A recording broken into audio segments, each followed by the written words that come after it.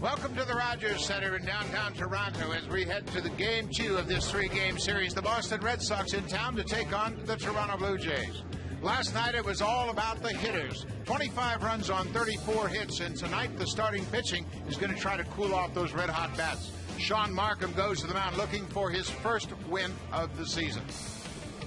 Hello, everybody. I'm Buck Martinez along with Pat Tabler. And Pat, last night the Blue Jays fell behind early, but they bounced back. The hitters really did a good job of keeping their focus and staying in that game. Turned out to be a tough loss for them. Yeah, it really did, Buck. It was all about the hitting in last night's ball game. The pitchers, when they threw good pitches, you got broken back singles, you got bloopers to left, and when they did make mistakes, the ball left the ballpark. 399 pitches in the ball game yesterday. 13 pitchers used in the game alone yesterday. So the managers, both of them, are looking for some length from the starters here tonight. Well, because there were so many pitchers used out of that Blue Jays bullpen over the last several days, they've called down to AAA and called upon a couple of reinforcements. Very good arms also. Josh Renicky has got a power arm, and he was pitching really well at Las Vegas. Rami Lewis gets a shot for the first time in the big leagues. The big left-hander brings some pretty good stuff. He was actually closing while he was at AAA this year. Tonight's starter, Sean Markham, last time out, had a little problem in the first inning, but after that, he had a pretty good outing. A couple of base hits against the Royals, and then this pitch here to Jose Guillen, trying to move him off the plate with a fastball to set up something away. Guillen homers, and that was the only mistake that Markham made the rest of the afternoon. Retired 19 in the final 22 batters he faced. He just gave up 3 singles the rest of the way and actually pitched well enough to win that ball game. The Red Sox offensively have been somewhat inconsistent. They haven't gotten any production whatsoever out of the DH spot. And anytime you think Red Sox and DH, you think David Ortiz. For more on Ortiz and his slow start, let's go down on the field and check in with Sam Cosentino. Well, Buck, over the last couple of years, Ortiz has been no stranger to a slow start. The last 2 Aprils, the numbers not very good for David Ortiz. Last year, however, he rebounded to hit 28 home runs and drive in 99. Terry Francona hoping to bottle some of that magic and erase what has been a poor April for David Ortiz. In this building, he has driven in 64 runs in 75 games played. Well, the Blue Jays swung the hot bats all night long. Vernon Wells had a couple of doubles. Fred Lewis chipped in with a triple. Aaron Hill had an RBI. Jose Bautista hit a 3-run home run. A lot of hits last night. Things are starting to heat up with the bats.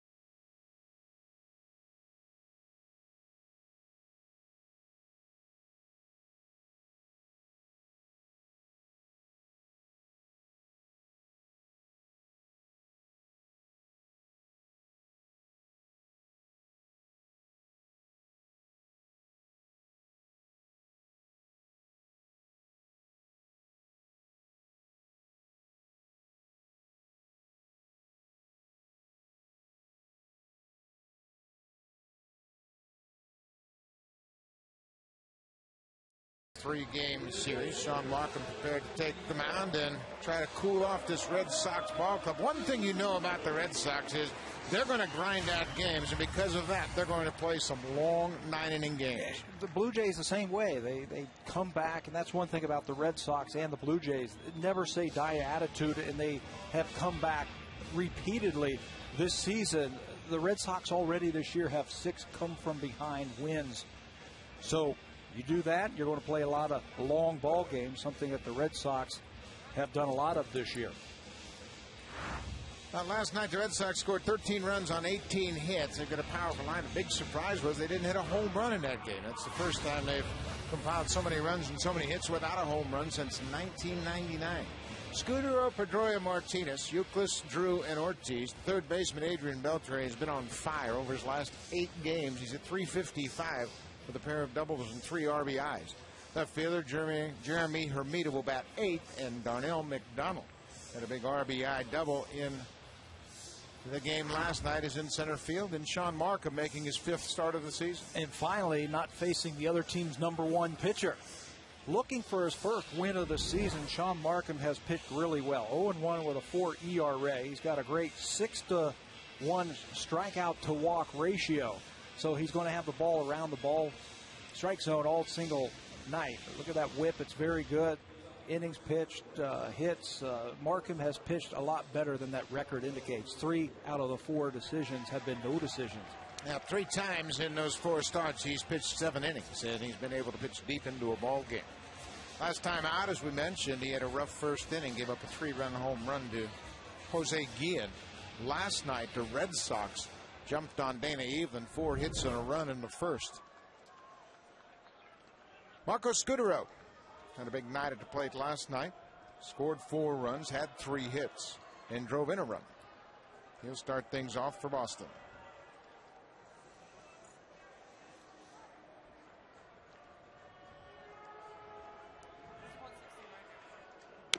Swinging at the first pitch, and the hitters look like once again they're going to be aggressive. They're going to see the ball out of the hand and let it go. We talked a little bit about that in the opening, that it was not a good night to be a starting pitcher or a pitcher in general. Even when you made good pitches, Casey Jansen comes to mind, made a great pitch to Beltre, a slider down and away with 2 strikes, and he lofts it out into the outfield for a base hit to keep innings going. Popped up. Aaron Hill behind second base. And there's one down. Defensively for the Blue Jays, about the middle of the pack in the American League. Fielding-wise, the same as last night. Lewis, Wells, and Travis Snyder will form the outfield. On the corners will be Jose Bautista and Lyle Overbay starting to swing a hot bat up the middle. Gonzalez and Hill have been sensational. John Buck behind the plate. And Sean Markham for the 5th time will get the call. Alex Gonzalez has been something special to watch the first 3 weeks of the season at shortstop. He's been very good. Dustin Pedroia, the second baseman, takes a strike from Sean Markham, hitting just under .300 for the season. Drive to right field. Snyder in, now retreats a couple of steps and hauls it in. 2 quick outs. Well, if you're a hitter and you're going to face Sean Markham, I think you have to go up there with the attitude that you've got to swing early in the count because he's going to be around the plate. Scouting report on Sean Markham, tonight's pitcher for the Blue Jays. He's got that quick arm action, and when you have that kind of action with your arm, you can throw a good fastball. He needs to spot that fastball, and he's got an impressive changeup. With that arm action that he has, I think that's why he's got such a good changeup. Yeah, he said he learned the changeup as a kid playing Little League. His coaches wouldn't allow him to throw anything but fastball changeup, and he's something he's very comfortable throwing. Victor Martinez, the catcher, takes the first pitch strike. That's a great point. He was telling me that he was not allowed to throw a breaking ball until he was 14 years old. He has fastballs and changeups, and he's got a very good one. Inside off the plate. Victor Martinez did not play in last night's game. He caught Sunday afternoon in the homestand finale against Baltimore, and then got last night off.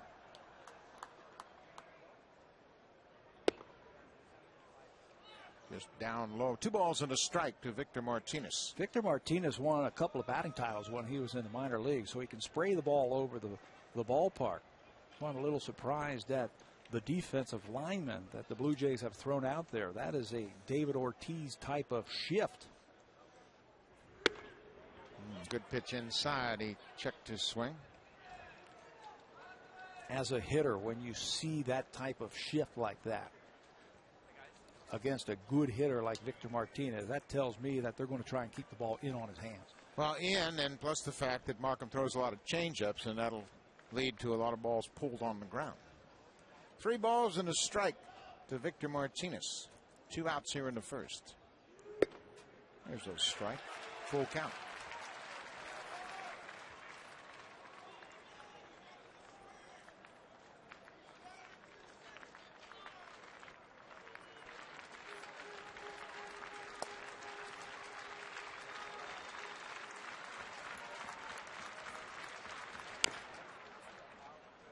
Pulled on the ground outside of first. Sean Markham trying to get into the flow of this game, and you can bet after last time out, a little bit of control problems. He wasn't missing by much, but he is a guy that really works the edges, and he's had a lot of success against the Red Sox over a pretty good sampling of games. Yeah, 4-1 in his career versus the Red Sox. 4-2 with a very good 367 earned run average. That's 6 career starts. He needs to keep the ball on the corner. Aaron Hill. Good inning for Sean Markham. He retires the side in order. As we go to the middle of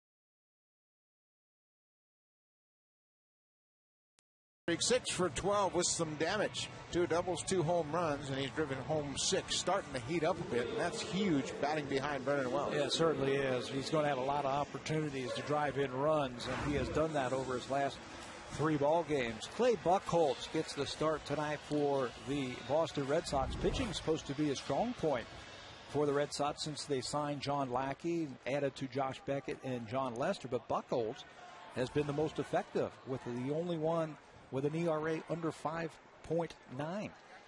18 strikeouts. 10 of those 18 strikeouts came in his last start against the Texas Rangers.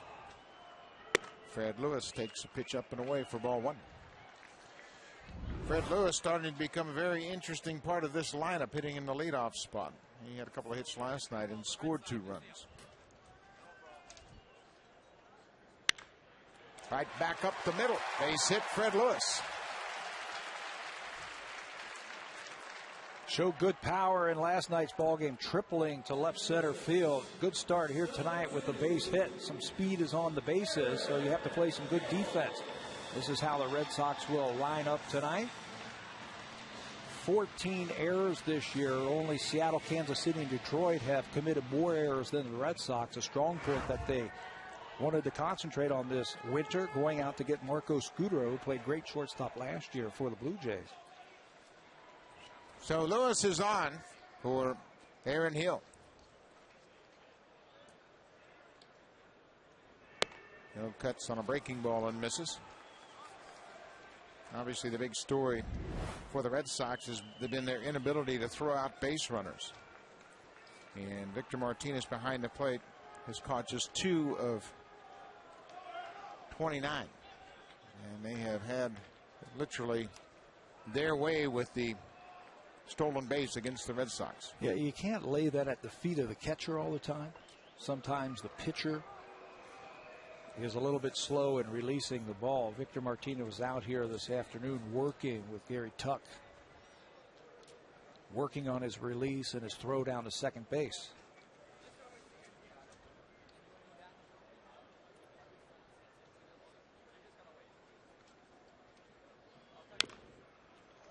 Fouled off, 0-2. Buckles did a nice job of holding the ball and kind of icing Fred Lewis at first base. He's got a good move over to first base. He's very quick with his feet. You're right that he'll hold the ball just a little bit longer just to freeze that runner. He might quick pitch him right here just to throw off his timing. 0-2 to Aaron Hill. There's that snap throw to first. Of course, Fred Lewis just getting familiar with all the American League pitchers. His first go around in the AL. Chance to get a first-hand look at Clay Buchholz.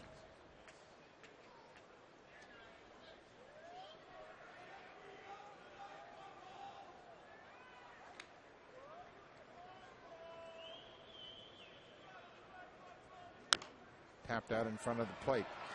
Only play for Buchholz is the first. Hill's retired, but Fred Lewis moves up into scoring position. 1 out.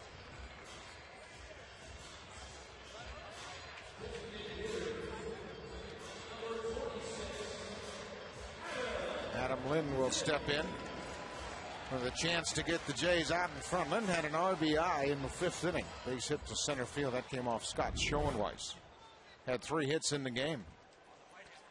Average at .299.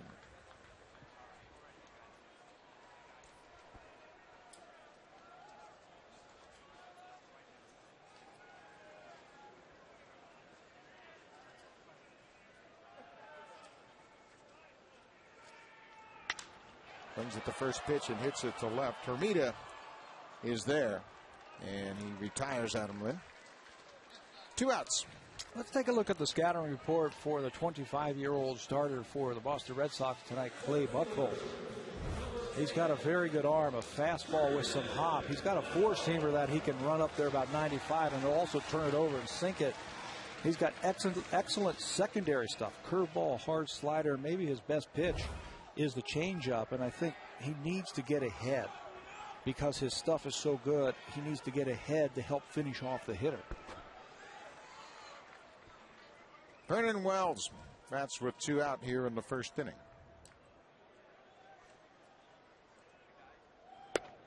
Breaking ball over for a strike. Boston's trying to really force Wells to hit breaking balls. They know he's a good high fastball hitter. But early on the season, he's been hitting some breaking balls pretty effectively. Yeah, he has certainly proved in his career that he can hit the high fastball. What's been impressive with Vernon Wells is him staying back on the breaking ball so far in the season. Down the right field line, and that'll be out of play. Very susceptible last year to get out there and try and hit the ball out in front of home plate, and he was losing all of his power, losing his front side. This year he seems a little bit more relaxed, slower, letting the ball come to him and using his hands. I was marveling in batting practice how quick his hands are. When you stand around the batting cage and you watch him hit, how fast the bat goes through the strike zone. Wells in a hole, 0-2. Fred Lewis at second base, and Victor Martinez is going to go have a chat with Clay Buchholz.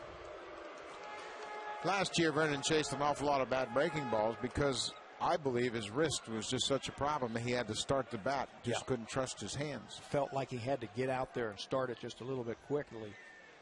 And then you start thinking, well, I got to get out there for the breaking ball, and then they pop that fastball right by him. Buchholz is set. He's ahead of Wells 0-2.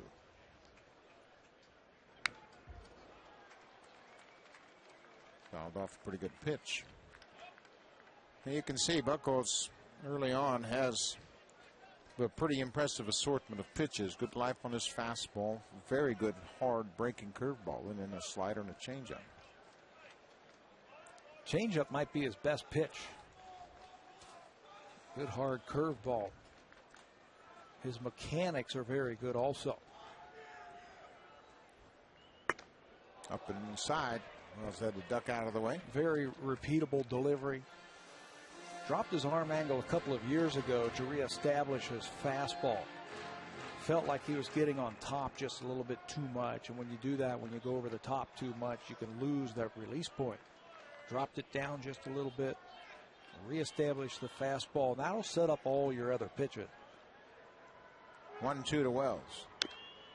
Fights it off. Stays alive. Clay Buchholz won his last 2 starts here at the Rogers Center. Last year he was in AAA, and he was down there in AAA. Brad Penny was rehabbing. John Smoltz was rehabbing. He looked around and said, well, where do I stand on the totem pole? I'm down the list a little bit, but he came up in July and pitched a heck of a game right here at the Rogers Center. That was right after the All-Star break. There goes Lewis to third and pulled foul. A lot of us were thinking when he made that start right after the All-Star break, Showcase City, right? Here the Toronto Blue Jays, that's when the rumors were going wild about Roy Halladay being traded and Buchholz was being showcased. And he pitched a whale of a game against the Jays. That was his first major league appearance, and that was his first win since May 2nd of 2008. That just shows you how much depth the Red Sox have in their starting rotation. Another ball and 2-strike pitch to Vernon Wells. Hard on the ground, past Beltre down the left field line. Here comes Fred Lewis around third. He'll score. Vernon Wells checks into second with another double. His 10th of the season. That should put him right at the top of the American League in doubles. Watch him stay back on this off-speed pitch from Buchholz. Stays back, and then the barrel comes through quickly, and he rifles it right by Beltre, the third baseman. Hooks it down into that line. He'll trade places with Fred Lewis and score the game's first run.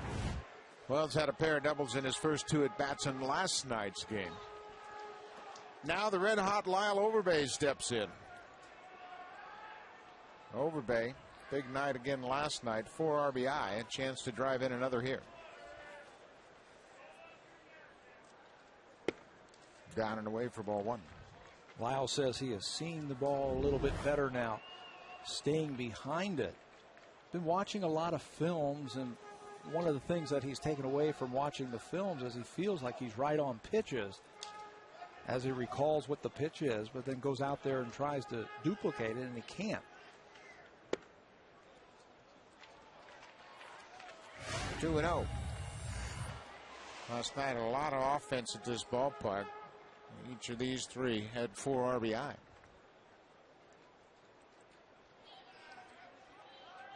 Veritek, big night. Doesn't get a chance to play every day, but he made the most of his start last night. 2-0 to Overbay on the corner. 2 balls and a strike. And when you're going well, you can take a 2-0 pitch like that away because you're confident that you're going to get something else and you're going to hit it hard. When things aren't going well, you start to panic. And I don't care who you are or how much success you've had in the big leagues. If you feel like you're panicking, tough way to get a hit. Way outside. 3 balls and a strike. Overbay over his last 6 games has hit .429. And he's hit the ball hard. 4 doubles, 2 home runs, and he's driven in 6. Vernon Wells at second.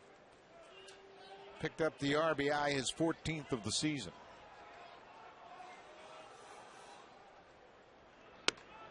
Inside, he walked Good at bat by Overbay. That'll bring to the plate Alex Gonzalez. With Aaron Hill getting back into the 2 spot, Gonzalez moves down into an RBI position in this lineup, and it's really stretched out the depth of the batting order. Yeah, that's a great point. You had Jose Bautista, the batter who was on deck. Remember, he was hitting first in this lineup, and they moved him down when they got Fred Lewis. So now there are some hot hitters coming up with runners on base. Good RBI situation. And first ball hitters like Alex Gonzalez after the walk to Overbay.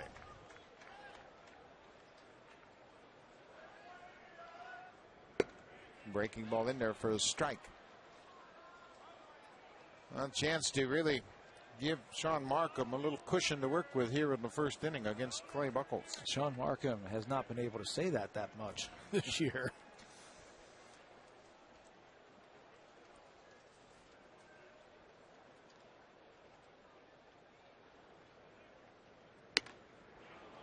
Went around, tried to check his swing.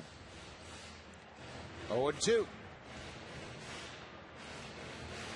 Gonzalez has 15 RBI. He is one behind Jose Bautista. Vernon Wells now with 14. He and Adam Lynn both have 14. Pretty good balance in the order in that department.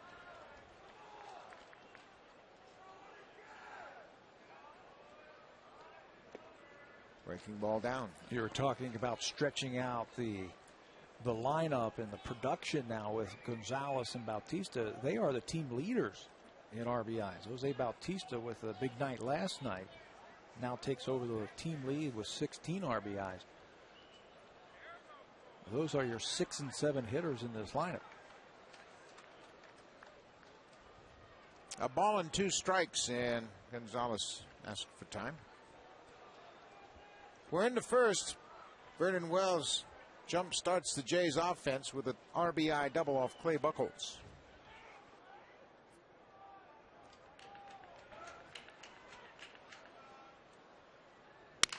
Broken bat. Scudero flips to Pedroia for the force out. But the Jays jump out in front. Vernon Wells delivers his 10th double of the season. Jays up.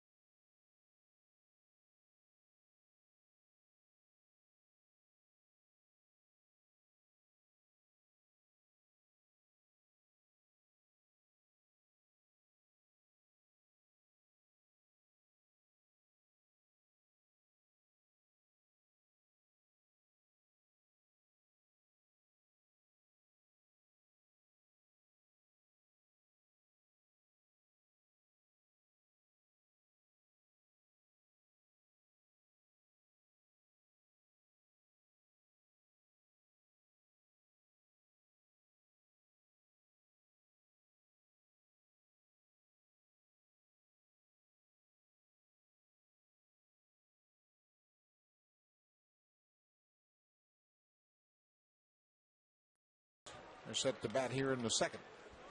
Sean Markham had a 1-2-3 first inning. Kevin Youkilis will bat in the cleanup spot tonight. Youkilis hit third last night.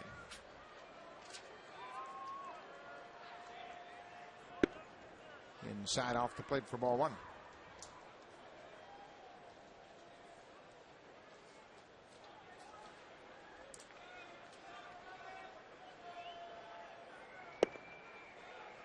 Down low, ball 2.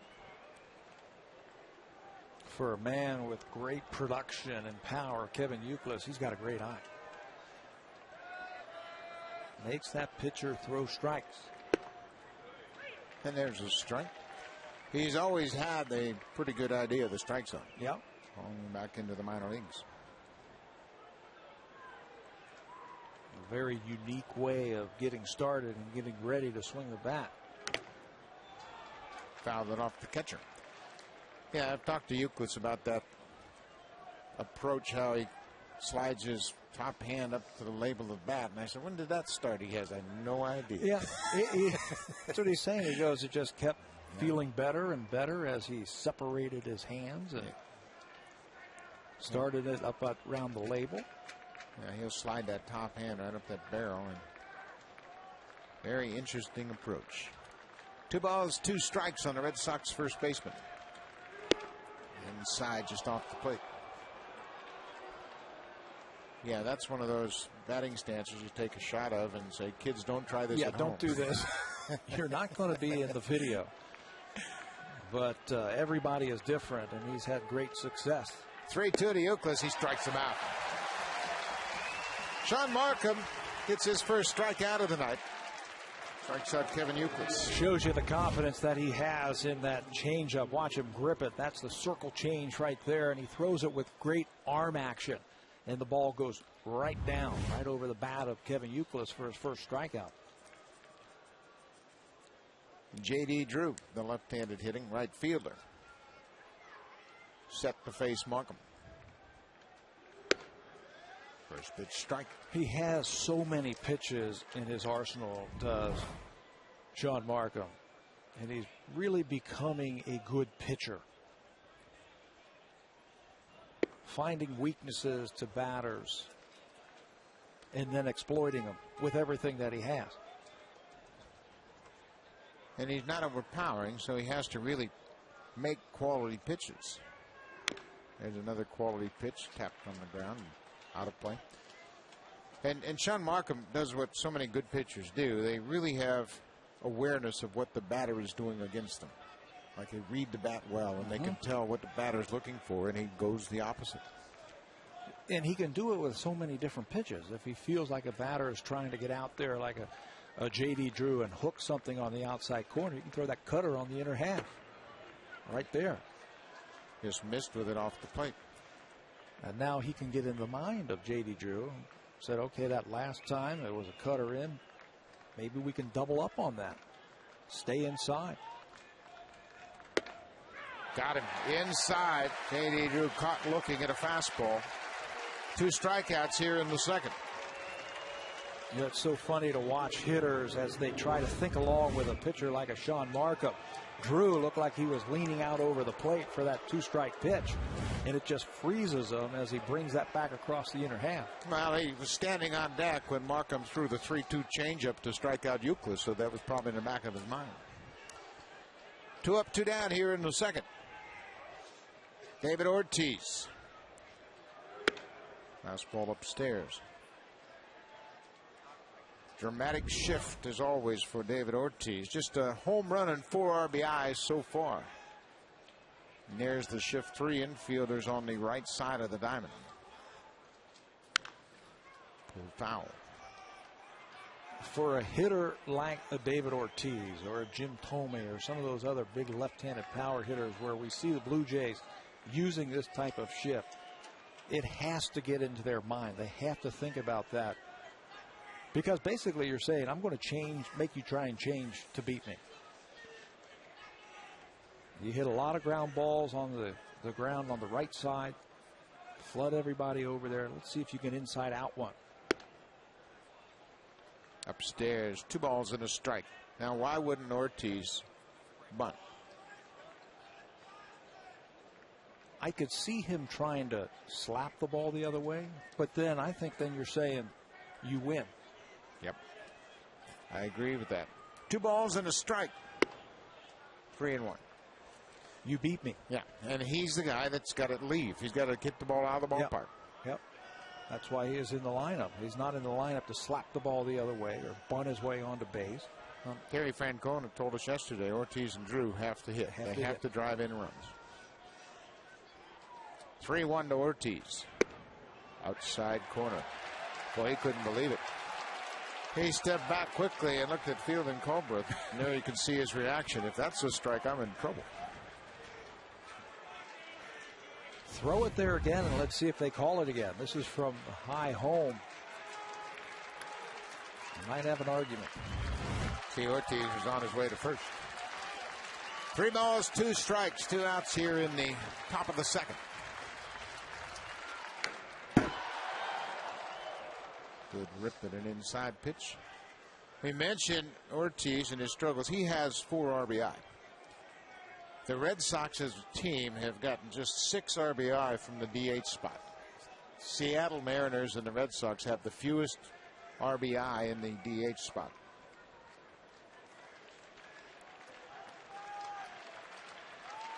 Another 3-2 pitch. The foul back.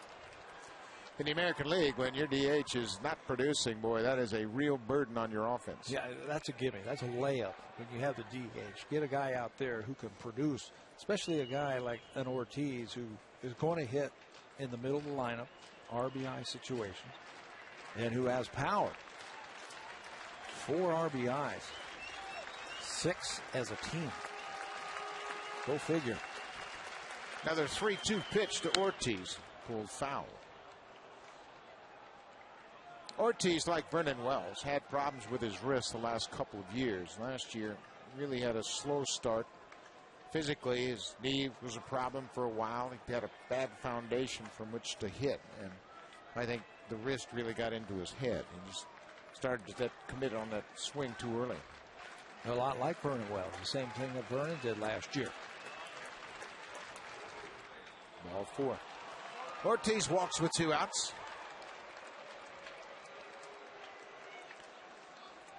Red Sox will be here for the 3rd and final game of this 3-game series right here on Rogers Sportsnet.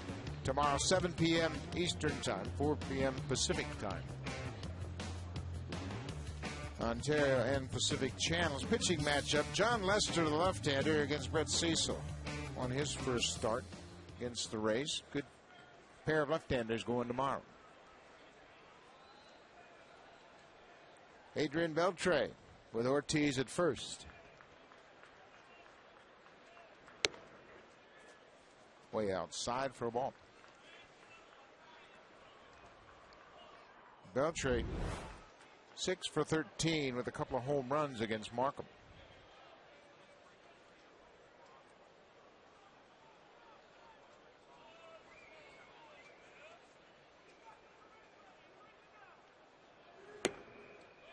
Down and away for ball 2. Beltre was signed in the offseason as part of that defensive effort to improve this ball club, but he does more than just catch it. He can be an offensive force. 48 home runs just a few years ago with the Dodgers in his free agent walk year, and that led to a great contract in Seattle. He's put up some pretty good numbers in pitchers' ballparks. Dodger Stadium is a great pitcher's ballpark. Safeco Field in Seattle, where he spent the last few years, is a great pitcher's ballpark. What kind of damage is he going to do at Fenway Park? Many people think that might even be more of a burden to get too much pull conscious in that ballpark. Inside corner evens the count at 2-2. As a right-handed batter, you cannot think about trying to pull in Fenway Park.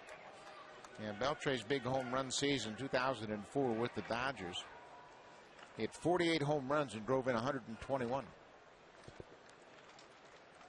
To me, he's basically a 25 home run guy. Right. And he's a gap-to-gap type of hitter. He can't even think about trying to pull the ball. He's got outstanding power the other way. Into center field, a little looper. Wells coming fast, is not going to make a play. Catches it on a big hop. But a 2-out blue pit for Adrian Beltre, and the Red Sox have 2 on. He got a couple of those in last night's ball game. I believe he broke his bat on a pitch that was down and away, and he also got a breaking ball blooper off of Casey Jansen. Shows you how strong he is. Vernon Wells has to respect the power of Adrian Beltre, so he was playing pretty deep. That ball just dunked right in front of him. So the 2-out walk has created some problems here for Sean Markham. 2 on for Jeremy Hermida. Hermida came on as a pinch hitter in last night's game and struck out. There's a first pitch strike. Hermida stayed in a game, played left field in place of Bill Hall, and then struck out for a second time.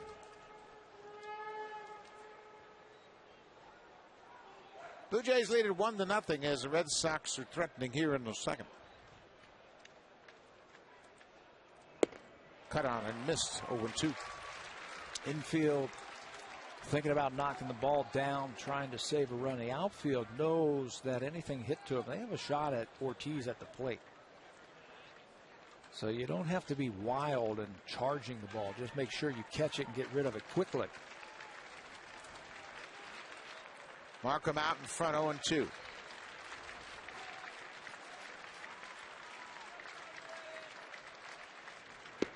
Way outside. A ball and 2 strikes.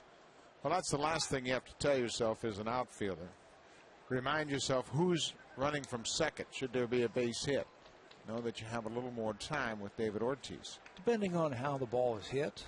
We saw Travis Snyder last night come in hard on a ball to get Euclid at the plate.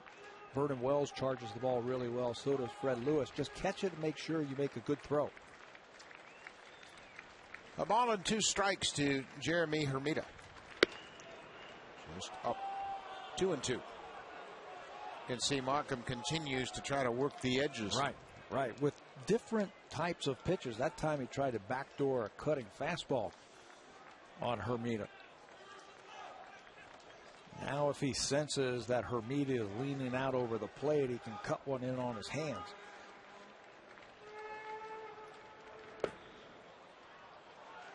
Low 3-2. Full count now with 2 outs. Runners will be on the move with the pitch. This will give David Ortiz a little bit of an advantage. Little head start. 1-0 Blue Jays. Red Sox batting here in the top of the second. Ortiz at second. Beltre at first.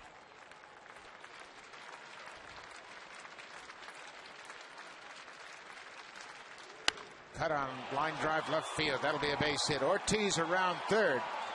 Here comes the throw. It's cut off, and the Red Sox have tied it. He hits that 2-2. David Ortiz doesn't score, but because of the 3-2, 2 outs, that little bit extra helped David Ortiz get the head start, and he scores. Hermida stays on this pitch, down and away from him. He stays on top of it. 1 hop to Lewis in left field. And no chance to get Ortiz as he is around third base even before the left fielder catches the ball. And we are all tied. Still first and second with 2 outs, and the number 9 batter Darnell McDonald will face Markham. McDonald had an RBI double in the 6th in last night's game.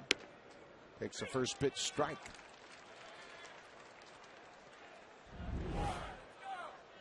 Darnell McDonald, a former number 1 pick of the Baltimore Orioles. Last year spent some time in Cincinnati, appeared in 47 games with the Reds. This is his first season in the Red Sox organization.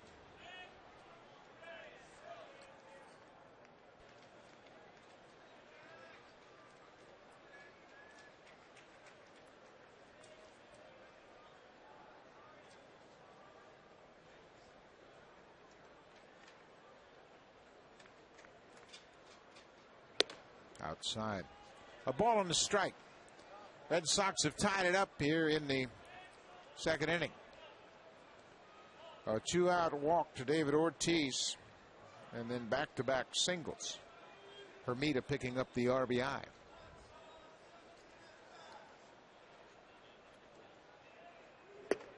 Cut on and missed by McDonald.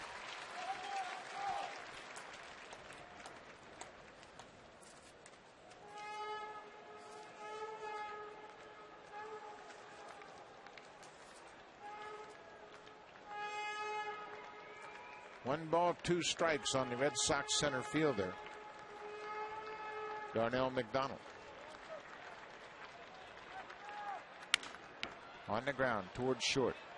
Gonzalez will go to first there, and McDonald's retired. The Red Sox tie it up. Jeremy Hermida cashes in there.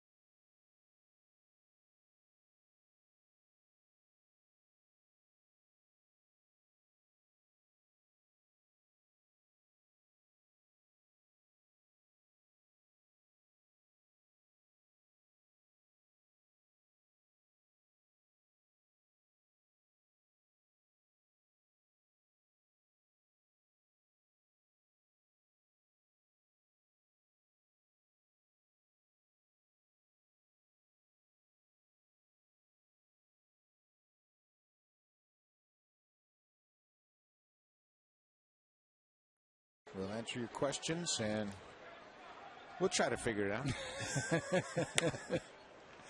Has a first pitch strike to Jose Bautista from Clay Buchholz. We're tied at 1 here. Blue Jays batting in the bottom of the second. Bautista with a big night last night, 3-run home run, 4 RBI. He now leads the team in that department with 16. Breaking ball, he ducks out of the way of.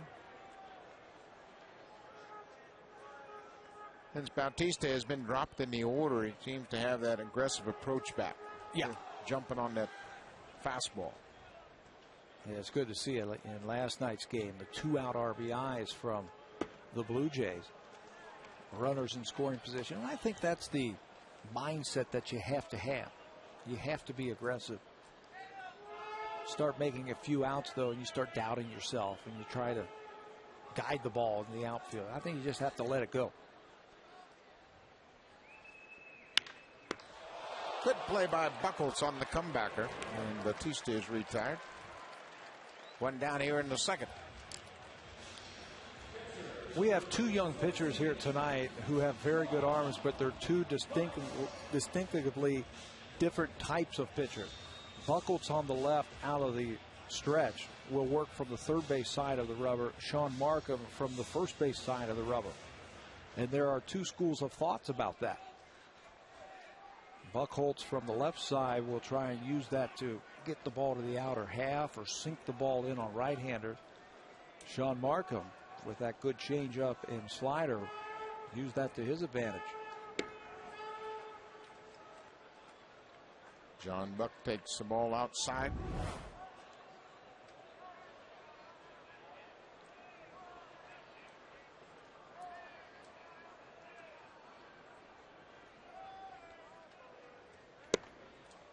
Good fastball down and in. He swings over the top of it.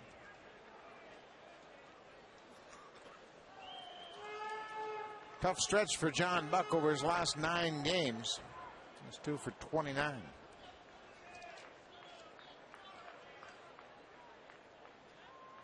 A ball on a strike. It's Swing and a miss. Good fastball there. One thing about Cedar Gaston, he continues to give Buck the opportunity to get out there and try to turn things around with the bat. He's made it pretty clear that he is his #1 catcher.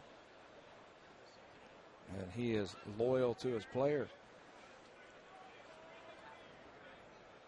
He was talking a little bit about Lyle Overbay, and he said, hey, we've made a commitment to Lyle Overbay to be our #5 hitter, and as long as he's in the lineup, he is going to hit behind Vernon Wells. Same thing with John Buck. You produce, you're going to play. Got a piece of it. Stays alive. Well, Cedar Gaston made that commitment to Lyle Overbay way back in the spring. There was a lot of concern, just wondering what they were going to do at first and how they were going to handle it. And, you know, that speculation, well, Brett Wallace is here now and maybe he should get some time. But Cedar said, hey, you're my first baseman. Go out and have a good year. He also said they've won 10 games this year, and Lyle Overbay has won them, maybe 3 or 4 of them, with his defense. Now, you can't discount the impact of Overbay's glove at first. John Buck battling here against Clay Buchholz. We're tied at 1. 1 out, bottom of the 2nd inning.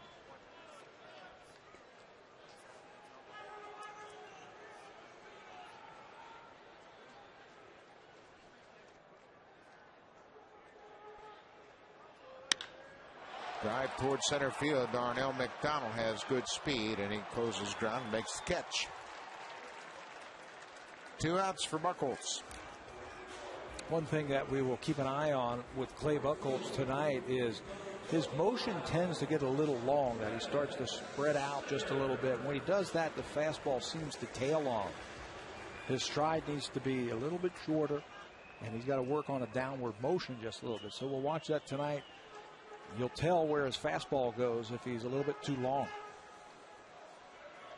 Travis Snyder swings at the first pitch. Travis Snyder trying to get things going. Just 8 hits so far.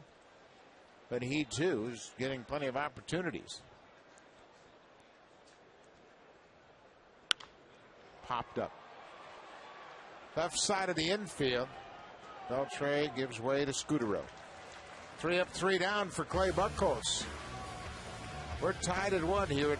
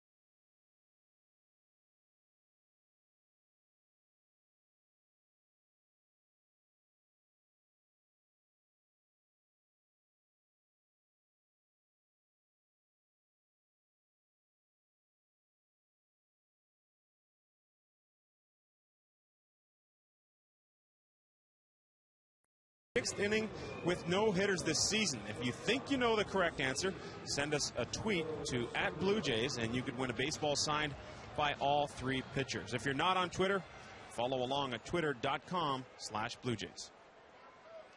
Good job, Sam. 3 pitchers to take a no-hitter. With the 6th this year, 3 Blue Jays starters. Blue Jays became the first team since the '79 Red Sox to say that they had 3 different starting pitchers carry no-hitter into the 6th inning. in the month of April. We know who they are. Marco Scudero. That's away from an inside pitch. So you should tweet. I don't know how. That's why I said you should tweet. I don't know how either. A ball and no strike to the Red Sox shortstop. There's a strike. Scudero popped to second his first time up. Markham had a 1-2-3 first inning, and then a 2-out walk to David Ortiz led to the Red Sox tying it up. On the ground, one hopper to the backhand side for Aaron Hill, and Scudero's retired.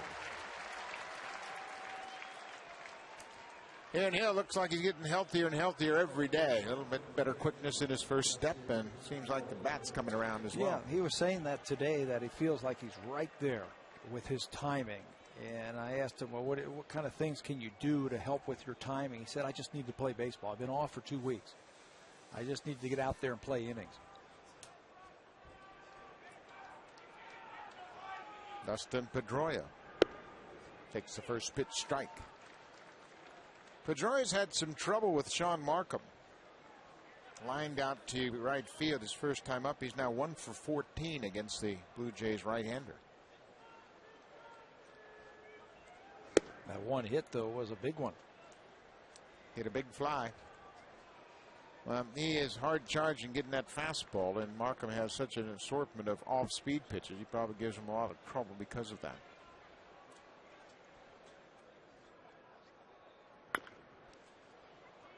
Breaking ball pulled into the seats.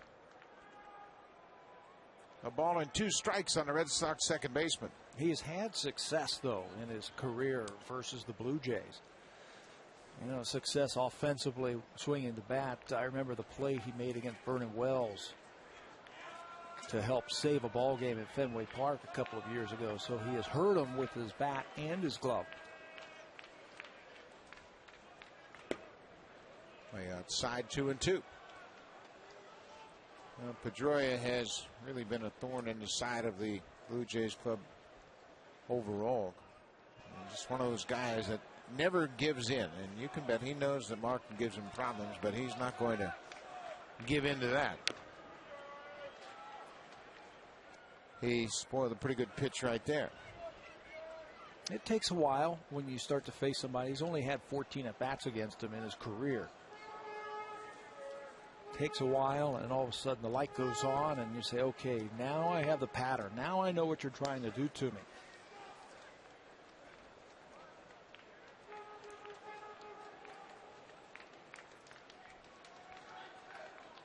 Too much time, and Pedroia can take a break. Dustin Pedroia, 26 years old. This is his 4th season with the Red Sox.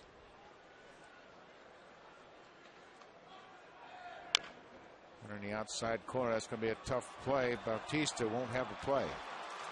Infield hit for Dustin Pedroia. Markham tried to get off the mound, but it was past him, and the only one that had a shot was Bautista, and he wasn't going to throw him out. And with 2 strikes, you know Bautista, the third baseman, is playing deep. You can only even see him in your picture right there, so he's got a long way to come. And as soon as that ball got by Markham, you knew that Pedroia with good speed is going to beat it out. And he now has his second base hit in his career versus Sean Markham. No sense even trying to throw that ball. No. You know, all you can do is throw it away, and Pedroia's going to end up at second. So Victor Martinez bats with 1 out and 1 on. We're tied here, top of the 3rd inning.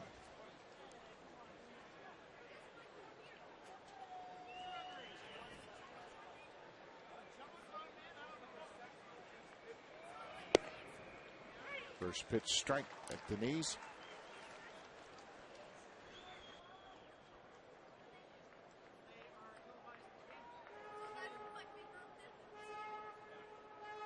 Victor Martinez came to the Red Sox a year ago, mid-season, in a trade with the Cleveland Indians that sent Justin Masterson to Cleveland.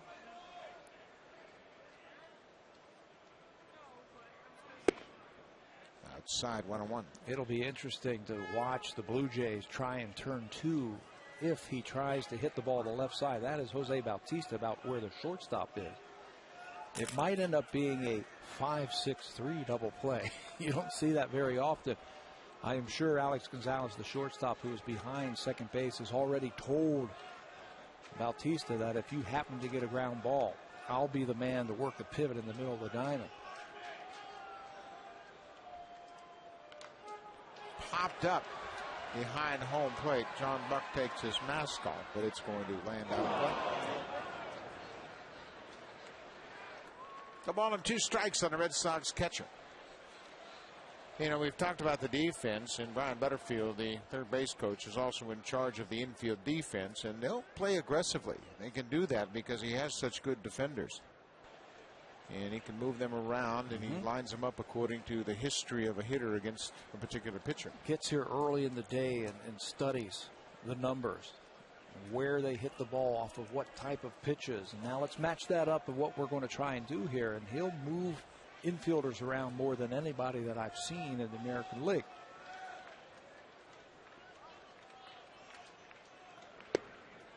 Just missed downstairs. 2-2 now on Martinez. Well, Sean Markham will have a particular plan against a batter, and then Brian Butterfield will set up the defense according to that plan of attack.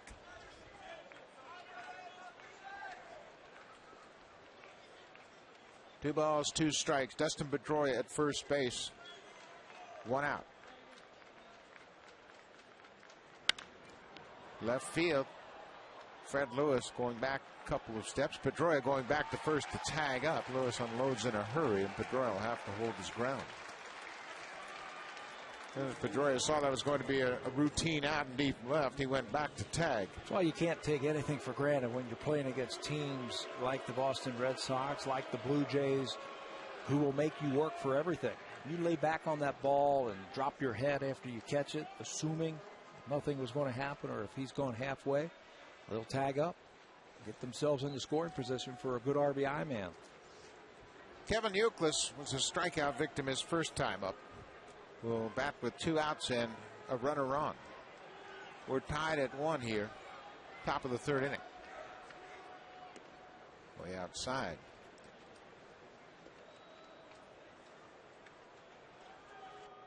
Markham got Youkilis to swing at a 3-2 changeup to start things off in the 2nd.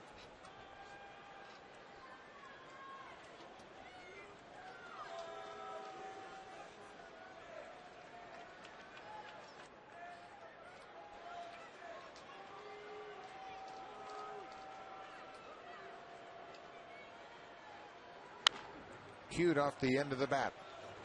Aaron Hill to Overbay, and Markham gets out of it. Gives up an infield hit and nothing more. Middle of the 3rd.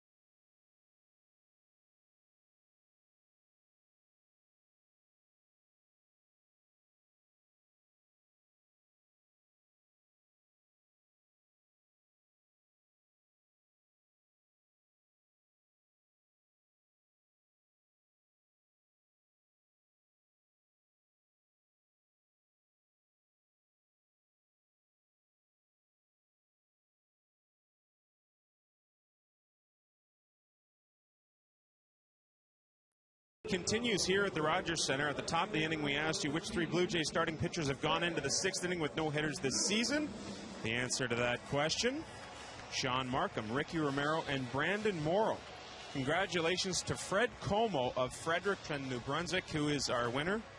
Craig Como, sorry, is our winner from Fredericton, New Brunswick, and obviously he's excited about the start of the Quebec Major Junior Hockey League final, which gets going Friday night. That's the territory of Matty Stairs out there east. Fred Lewis jumps on the first pitch, and it's a high fly ball to deep center field, but Buckles will record the out. 1 down here in the 3rd.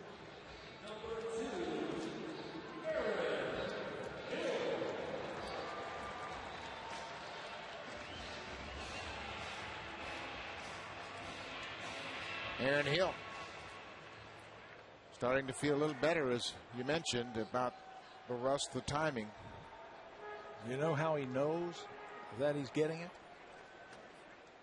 High fastballs when he can get on top of it, like last night's game. High fastball from Josh Beckett, and he was able to get his hands in the barrel of the bat on top of the ball and line it in the center field for a single. That's how he knows that that timing is starting to come around for him. Big swing and a miss. 1-1 to Aaron Hill. Aaron went down to extended spring training and had multiple at-bats, several games, and he said that's as tough as any baseball I've ever played. You have no information. Kids are a little wild, and you're not really sure where it's going. Hit on the ground sharply. Scudero to the backhand. Long throw, and he gets Aaron Hill. Sharply hit, but right at Marco Scudero. Well, if there's anybody on the infield for the Boston Red Sox who knows how to play Aaron Hill, where to position him, it's Marco Scudero. He watched him all last year. Played perfectly at one hop, takes it off the carpet, and then makes a good strong throw. Watch him right himself, plant that back foot, and make a good strong throw over to Euclid for the out. We haven't seen too many situations where infielders have had problems on this new artificial surface. Looks like it's playing fairly consistent. Very true. Adam Lind takes a first pitch strike from Clay Buchholz.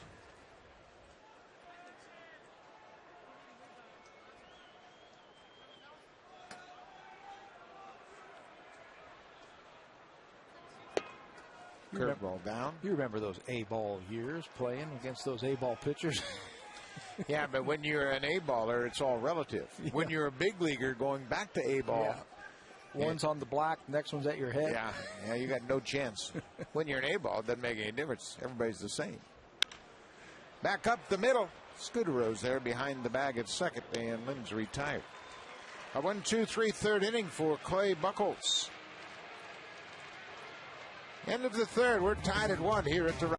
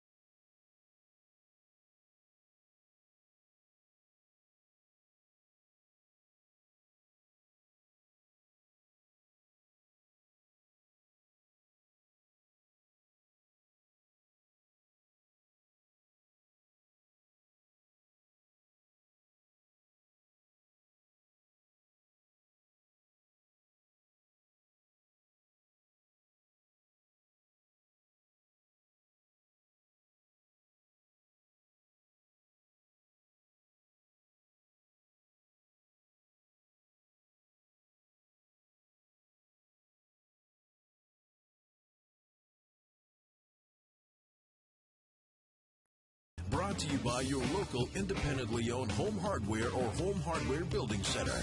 Homeowners helping homeowners. Well, we played 3 innings here tonight at the Rogers Center, and we're tied at 1. Last night after 3, it was 6-5. A little bit different story. Both pitchers are throwing the ball well early on. It was about 9:30 at night, too. No. Whatever it takes, right? Whatever it takes to win a ball game. J.D. Drew. That's for a second time here. Up and away, ball 2. Drew always looks up and sees this dramatic Blue Jays defensive shift. Gonzalez, the shortstop, on the right field side of second. Pitch outside, 3-0.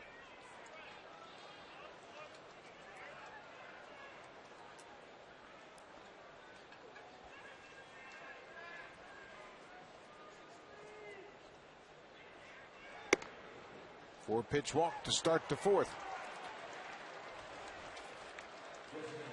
Now stay tuned on Rogers Sportsnet. You can watch a beautiful championship second leg round of the UEFA Champions League. Barcelona versus Inter Milan tomorrow at 3:30 p.m. Eastern Time, 11:30 a.m. Pacific Time. Second leg of the Champions League UEFA Cup.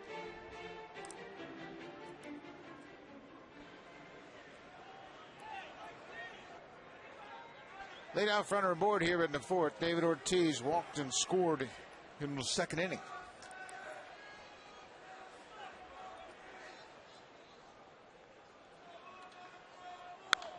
Swings at the first pitch and pops it out of play. Sean doesn't seem as sharp as we have seen him so far this year.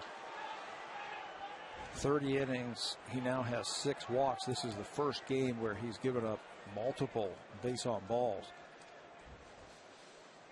Well, you see this Red Sox team last night pound out 18 hits, score 13 runs. You know you've got to be pretty fine, and maybe he's taking it a little bit to the extreme. Working the corners, pretty much trying to get them to expand their strike zone. No balls and a strike. Cut on. Gonzalez to second for 1. Bautista to first in time to get Ortiz. There's a 6-5-3 double play.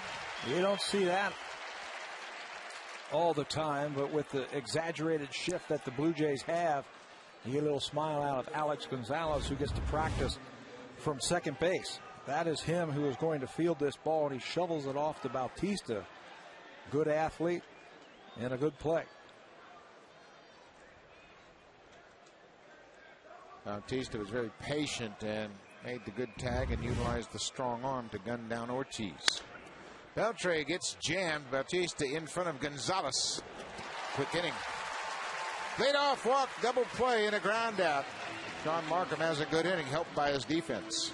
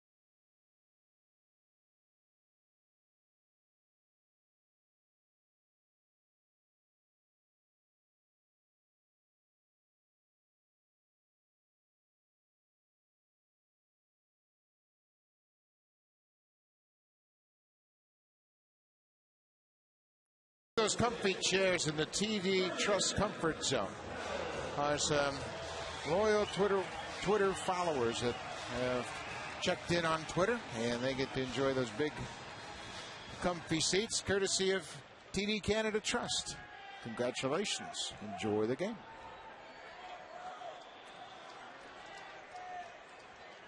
Vernon Wells leads bottom of the fourth, takes a first pitch strike from Clay Buchholz.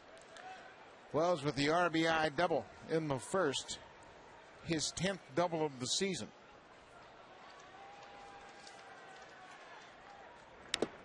Good curveball. What an outing for Clay Buchholz his last time out. Through 3 innings, he has not recorded a strikeout, but his last time out, he had a career high. 10. Punched out 10 Rangers in his last start at Fenway Park. 0-2 on Wells.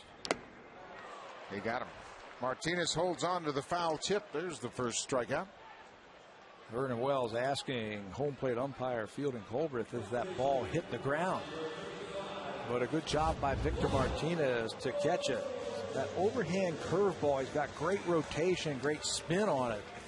Good job by Victor Martinez to go down to his knees and hold on to that ball. It was actually foul tipped by Vernon Wells, and it did not hit the dirt.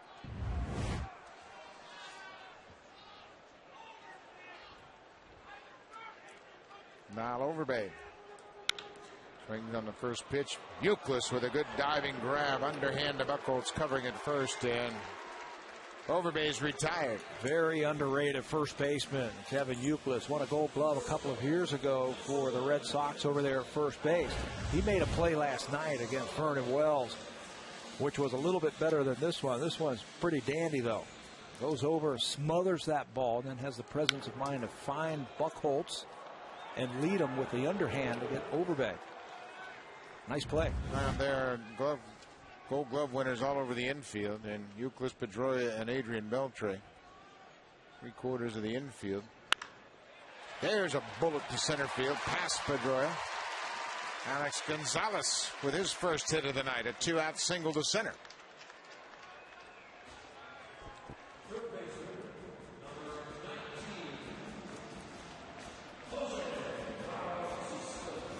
Keep swinging a hot bat. Be aggressive early in the count. Well, there was so much emphasis on the on-base percentage for a while here in Toronto that people got a little tentative and just kind of laid back. Now Cito Gaston say, hey, you get a good pitch, I want you swinging at it. 2 outs for Bautista. They have a lot of fly ball hitters in their lineup. That's why they lead the American League in home runs. They lead the American League in doubles. They have grounded into the fewest double plays in the American League. The only problem has been the high number of strikeouts. Right. Right. But will you trade those strikeouts for the home runs? I know I will. I might trade you a little bit of them. Fouled off his foot.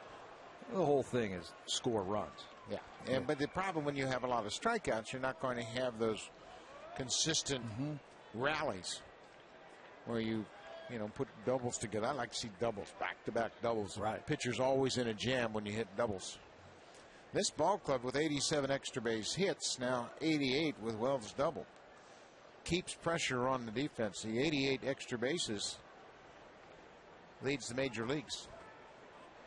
88 extra base hits.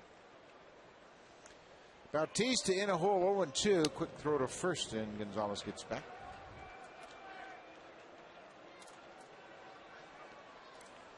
This is where Buchholz gets distracted from time to time when he doesn't really have a base stealing threat.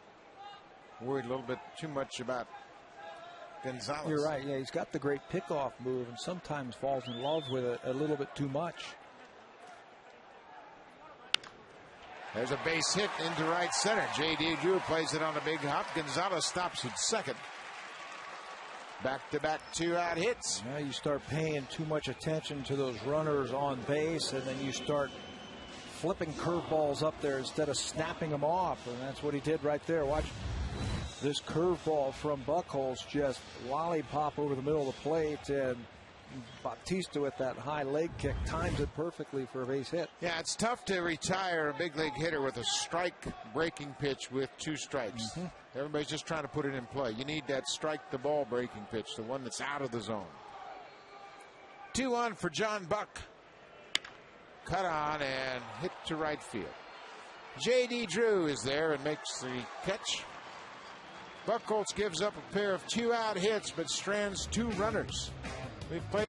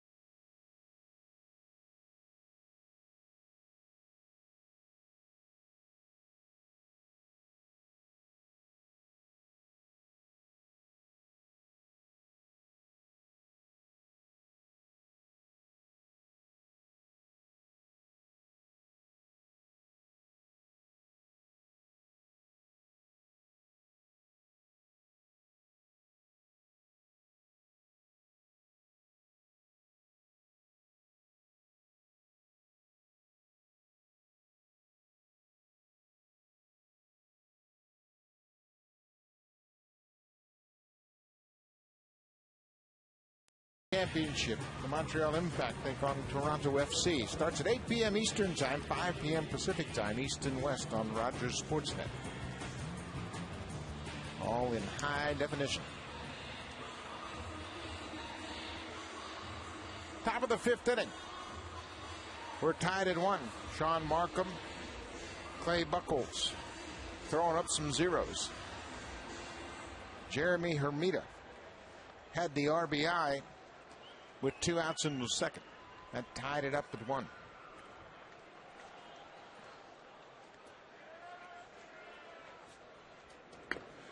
Bunt up the third baseline. Markham's a great fielder. Snap, throw to first. In time, he gets him. Wow, what a play. And Jeremy Hermida is thinking right now, how did that pitcher get off the mound and make that play to throw me out? No, he's a shortstop. Yeah, he's a good athlete. He's going to catch his breath now, but what a play. Look at this. He gets over there, bare hands it, and then snap throw, and it's accurate on the inner half. This is what he has to contend with. He is falling off to the first base side. He gets off the bag and makes a good throw over to Overbay. Throws it to the inner half of the diamond to give Overbay a chance to make the play. Darnell McDonald takes a strike. That was a great angle to see the athleticism of Sean Markham, not only barehanded, but then make a good off-balance throw right on the money. Gonzalez catches the line drive. Flashing the leather. First the pitcher, then the shortstop. Lots of stars on my scorecard now for the defense that has been flashed the last couple of innings by both these teams. Euclid and Buchholz a couple of innings ago for the Red Sox, and now Alex Gonzalez, a special play there. Tell you what, and he didn't assume the umpire was going to call an out. He looked at him right away. As soon as he let go of the ball, he looked at the umpire and he saw that he was calling him and signaling that he had caught that line drive off the turf. Now, if you hesitate and wait for the umpire to make a call, it might cost you that out. There's a strike to Scudero. 2 fine defensive plays here to start the 5th inning. Markham and Gonzalez.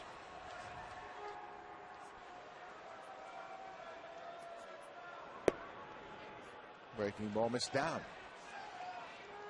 Boy, this is another great example of how baseball is so different from night to night. Last night, 25 runs on 34 hits. 2 runs on 7 so far tonight. Back to the mound. Easy play for Markham.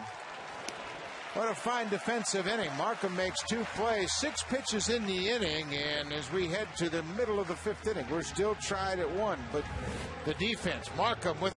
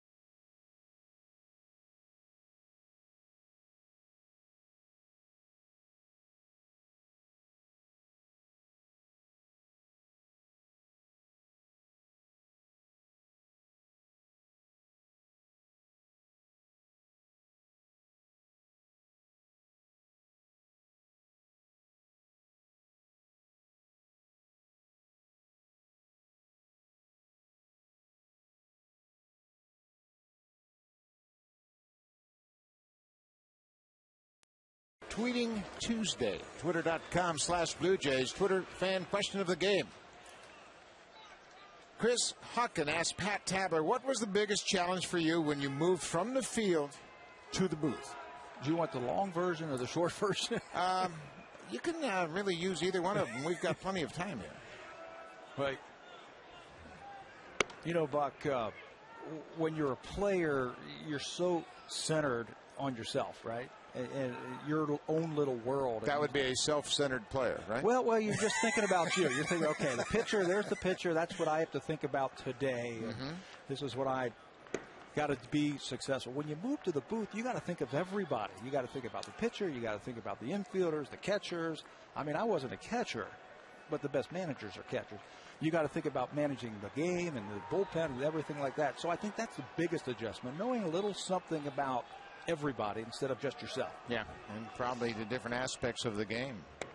Travis Snyder, 2 balls and a strike. That's a great point because you were an infielder, you were a hitter. You thought about hitting an awful lot, but you didn't really think too much about defense probably or about pitching. But you saw my defensive numbers. I didn't want to bring that up. But you know what helped is I played outfield. I started as a center fielder, third base, shortstop, second base, first base, DH, a little bit of everything. Always wanted to pitch, never wanted to catch. Well, it's it's different when you have to think about every aspect of the game. Hit hard to right field. J.D. Drew retreats and makes the catch just short of the warning track. But that's interesting. Your transition from the field to the booth was thinking about all the different aspects of the game. And every little thing, having, the knowledge of a little bit of everything about everybody. You have to know about what this guy did and where he came from and all that. Work a little bit harder at this job than the other one. The other one came a little bit natural. Yeah, I think it's just a matter of getting into a routine and finding out who's got the best information. Fred Lewis bats with 1 out. Takes a pitch upstairs.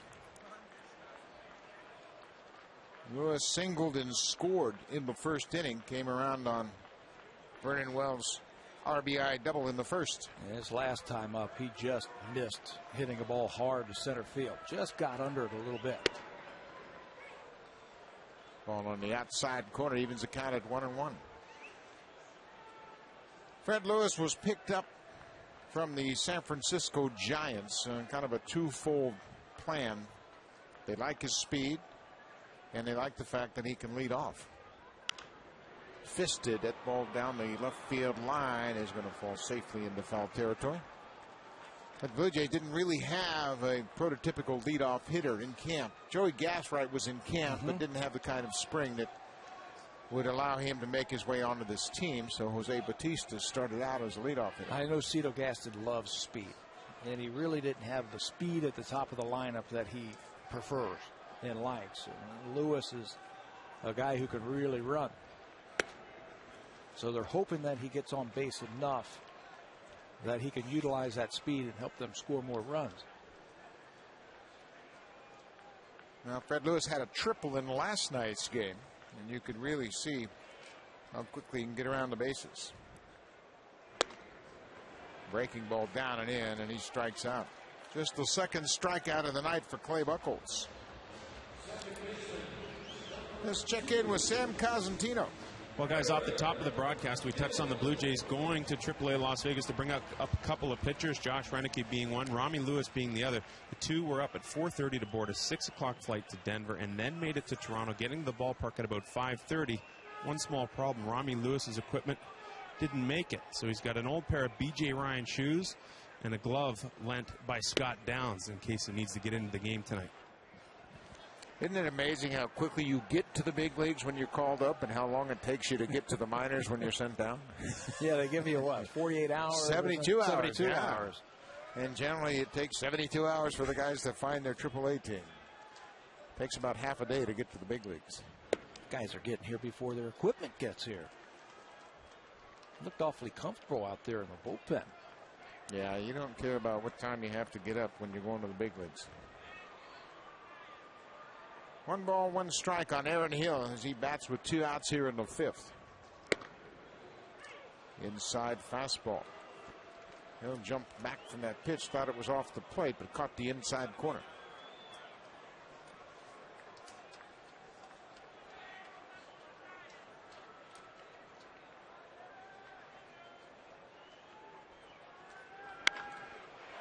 Base hit left field. Good stroke by Aaron Hill. Yeah, and 2 innings in a row that Clay Buchholz has tried to put away Blue Jay batters with 2 strikes, and he throws a rolling curveball. Hurt both times. He might have to rethink that way that he's going to get batters out with 2 strikes. Again, it's very difficult to put away a big league hitter when you throw him a strike breaking ball with 2 strikes. They're trying to shorten up. Make him reach for it. Yeah, it's got to be a strike to ball breaking ball, one that starts out in the strike zone and breaks out of it. Adam Lynn 0 for 2 tonight.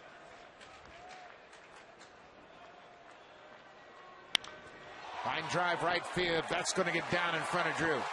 Hill will stop at second. Again, back-to-back hits with 2 outs, same as they did in the 4th inning. And Buchholz has put himself into a spot here. Vernon Wells now will bat, and before he hits, we'll take a look at this swing from Lynn. Looked like he got enough of it to get it by J.D. Drew. But Drew hustles over there very quickly and cuts the ball off. And Aaron Hill cannot advance to third base. John Farrell is out to talk to Buchholz. I think he was a little concerned about the off-speed pitches with 2 strikes. It looks like the Blue Jays have been looking off-speed with 2 strikes, and they put it in play. That's what we mean, that when you get 2 strikes, you're going to have to change your plan up just a little bit. Maybe go with something hard and off the plate. Vernon Wells with the RBI double in the 1st inning. And drove home Fred Lewis. He's got a chance to put the Jays back on top. Hill's at second, Lynn's at first. Inside fastball.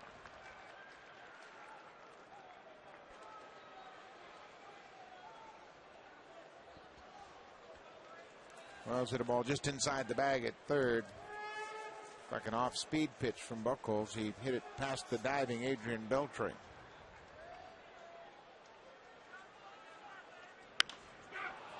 popped it up. Shallow right field. Pedroia out. Now it gives way to J.D. Drew, and Buchholz again strands a couple of runners. 2 2-out hits, but they can't cash him in. We're still tied at 1.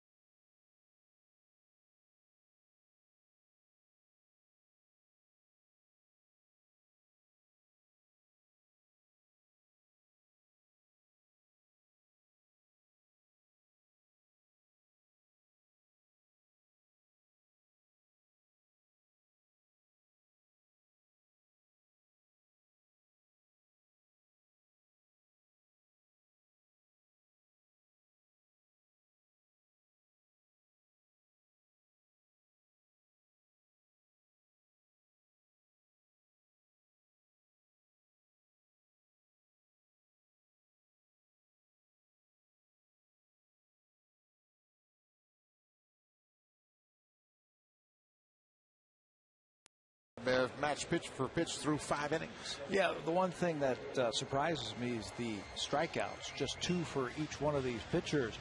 Pitching against teams that strike out a lot. They have put the ball in play, and they have pitched to contact tonight, and that's why they pitched very well. Red Sox have stranded 3. Blue Jays have left 6 on board early. Had some chances, but couldn't cash in against Buchholz. Dustin Pedroia, a single in 2 trips. Takes a strike. This is the guy that makes the Red Sox go. He's their personality. He's their intensity. He's the guy that gets them all going. He rubs off on a lot of the other players, a lot like Kevin Youkilis, same way. Doesn't take a night off, doesn't take an at-bat off.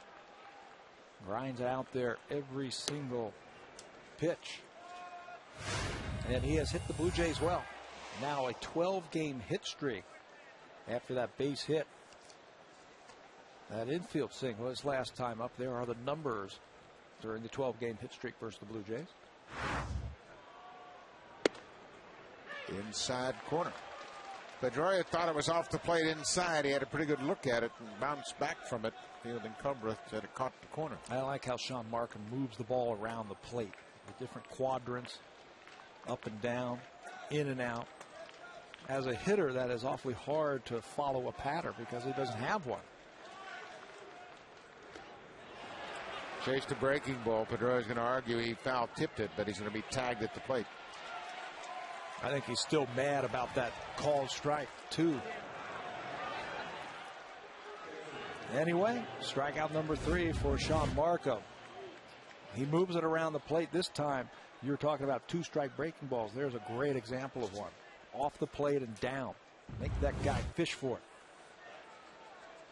That was a good sequence by Markham. He got the inside corner with the fastball and threw a breaking ball off the plate for the strikeout. 1 out for Victor Martinez.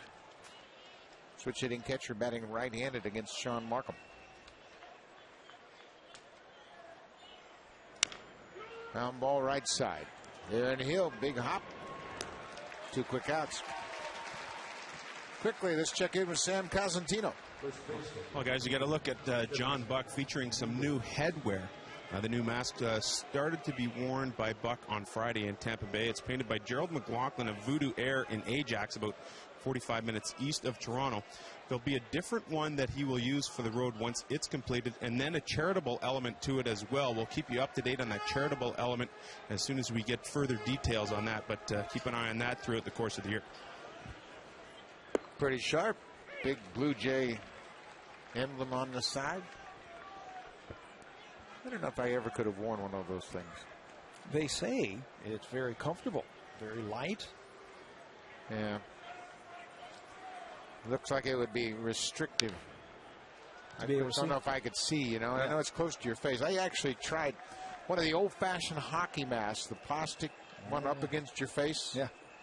In 83 or 84, they made a mold of my face, and I can remember laying on the floor of my apartment with a straw to breathe out of while they put this mask on my face. And it must have been 85 because I never found out what happened to that mask. 0-2 to Euclid. Strike 3 call. Inside corner. Fielding Cobrath has been calling that inside pitch. Euclid is arguing it was off the plate. He said that was inside. Cobrath.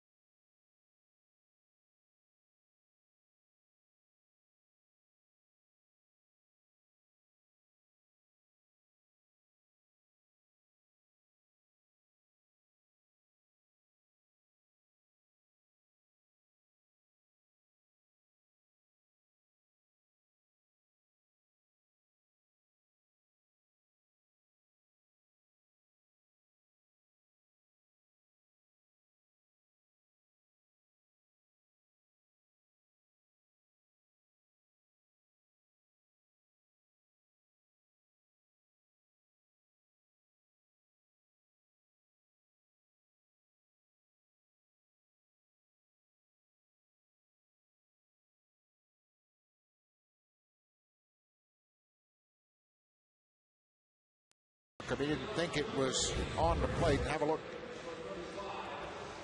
If you prove, like Sean Markham has tonight, that you can hit the corners and hit your spots, even if that ball is a half an inch off the plate, you're going to get that call.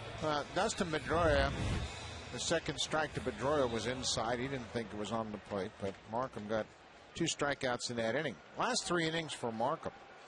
7 pitches in the 4th, 6 in the 5th, 8 in the 6th. Lyle Overbay takes a pitch outside. 8 last inning, and he had 2 strikeouts. Yeah, that's pretty impressive. efficient.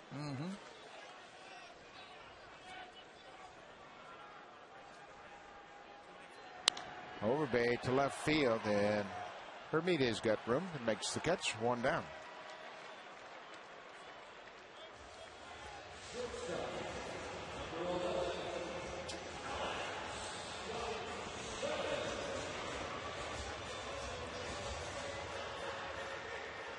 One out now for Alex Gonzalez.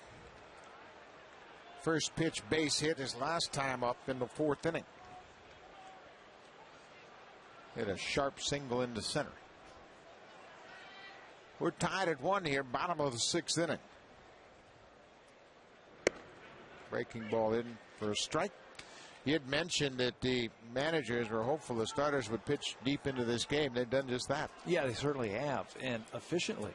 Just 71 pitches now for Buchholz as he works here in the 6th inning. You just mentioned Markham's numbers. Both of them need it. Both managers needed them to go long from what we saw last night.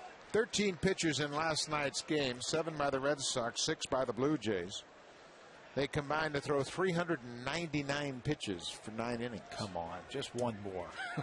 Right, one more, 400 for 9 innings.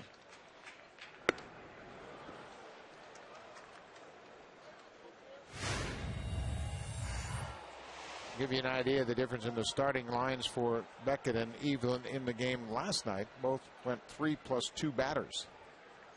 Strikeouts were not there for Josh Beckett. This is him coming off of giving up 7 earned runs the last time he took the mound. Outside 2-2 to Gonzalez. It was really interesting how similar those two starting lines were. They were a pitch apart, 82 to 83. Both Evelyn and Beckett had a history of having trouble with the lineups they were facing.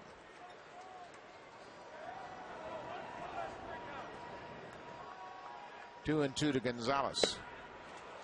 Swing and a miss. Third strikeout of the evening for Clay Buchholz. He knows that Alex Gonzalez is a good fastball hitter. He pulled a string on him with 2 strikes. So what do you do if you're Jose Bautista now? Red Sox know he's a first ball fastball hitter. Do you look breaking ball? I would. If you feel comfortable enough that you can sit on a certain pitch and do that. Well, he was still sitting on fastball and popped it back out of play. He has a good fastball. Don't you find over the years, you've sat in a lot of pitcher meetings and hitter meetings talking about first pitch fastball hitters. You can still throw them a first pitch fastball. You just put it in a good spot. Yeah, up like that one. Really tough to get on top of that high fastball like that. You're either going to pop it up or foul it back or take it. No balls and a strike to Bautista. Bends back from an inside fastball. You know, you get too involved in those pitcher meetings and you start talking about hitters and they all come out sounding like Roberto Clemente. Yeah. Can't pitch him anywhere. Well, he hits the slider. Yeah, he can handle that inside fastball. Before you know it, you've talked yourself into a rough outing. Giving hitters too much credit? I think so. Yeah. The up and in, down and away meetings. Simple. Keep it simple, right? Pound them up and in, throw the breaking ball down and away. 1-2. And leaving the count at 2-2. 2 outs here in the bottom of the 6th inning. We're tied at 1.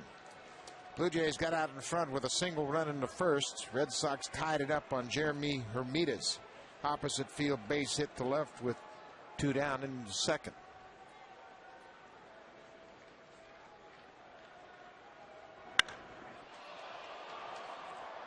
Hit hard but foul. Same situation that Bautista was in his last time up. 2 strikes, 2 out. Rolled a curveball up there and he got a single.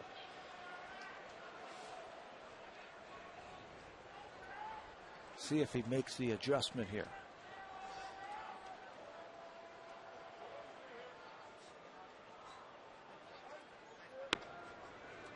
Tried to get him to chase that fastball up and away, laid off. It'll be a full count to Jose Bautista here with 2 down.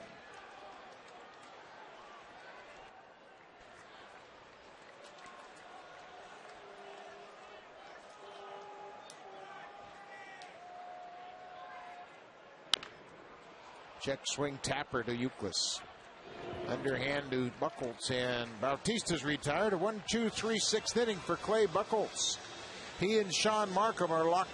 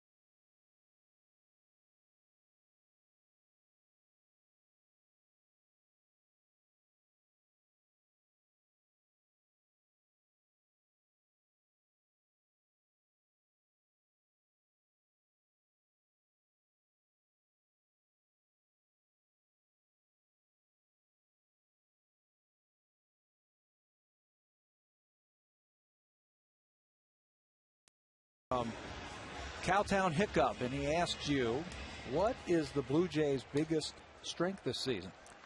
Well, I think it's the power. I think this team has probably 6 guys that can end up hitting 20 home runs, and we have seen that. They lead the major leagues in home runs as we speak, and I just think that's one of the real strengths of this team. There's pretty good depth up and down the order. Vernon Wells off to a great start with 7 home runs this season. And you've got Bautista, who hopes to play every day, build upon what he started last September. Alex Gonzalez has had a 20 home run season in the past. So I think that's a real strength of this ballpark. There's some potential also. Travis Snyder. Yep. To hit home runs. Surprises might be the starting pitching. You know? Yeah, well, I think starting pitching is going to be just fine. I think going to see some of these young guys really grab a hold of the opportunity. Of course, we mentioned power and haven't even talked about Lyndon Hill. So you got to believe that they're going to be up there in the 25 to 30 range again this year. 2 balls and a strike on J.D. Drew. Opposite field, down the left field line. That's going to be in there. Could be extra bases. Drew's around first, headed for second, and Fred Lewis will dig it out and get it back to the infield. J.G. Drew crosses up the shift. We've talked about it a couple of times since he has come to the plate, where the Blue Jays shift everybody over to the right side. Well, he's going to cross them all up. He's going to go down and dig this ball out and slam it towards left field. There's the shift. He doesn't try and pull it through it. He just goes the other way and is rewarded with the extra bases. Yeah, man, Fred Lewis has such good speed. He really got over there and cut that ball off to ensure that Drew only got the double. Leadoff double for J.D. Drew. David Ortiz now. Ortiz scored the Red Sox run. And now with a runner at second base, a little bit different now with David Ortiz at the plate. Jose Bautista, the third baseman, has to respect Drew coming to third base. Look at the hole between third base and second base. Ortiz should just be thinking about hitting the ball right back through the middle. But if it does that, he becomes vulnerable to the inside pitch. Interesting dilemma. And with that leadoff double in a tie game, he's going to be trying to hit the ball to the right side.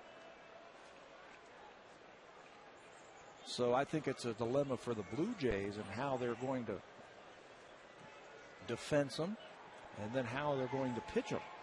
Well, you still have to play him to pull on the ground. The outfield is basically straight away. A ball and a strike to the Red Sox DH, who asks for time and steps out of the box. There you see the defensive alignment in the outfield there straight away, but you can see 3 defenders on the right side of the infield. And a giant hole right up the middle.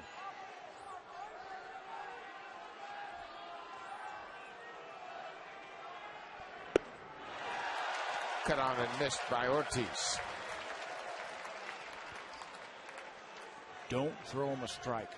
See if he can get himself out. What was easier for you to do trying to hit the ball to the right side? Hit a ball away from you or hit a ball inside out? Inside. Inside, where your hands go forward and the barrel of the bat stays back. As a right-handed hitter, a lot easier to handle the ball closer to you. And a left-hander probably hooked the ball away from him to hit it to the right side. 1-2. Outside. 2-2.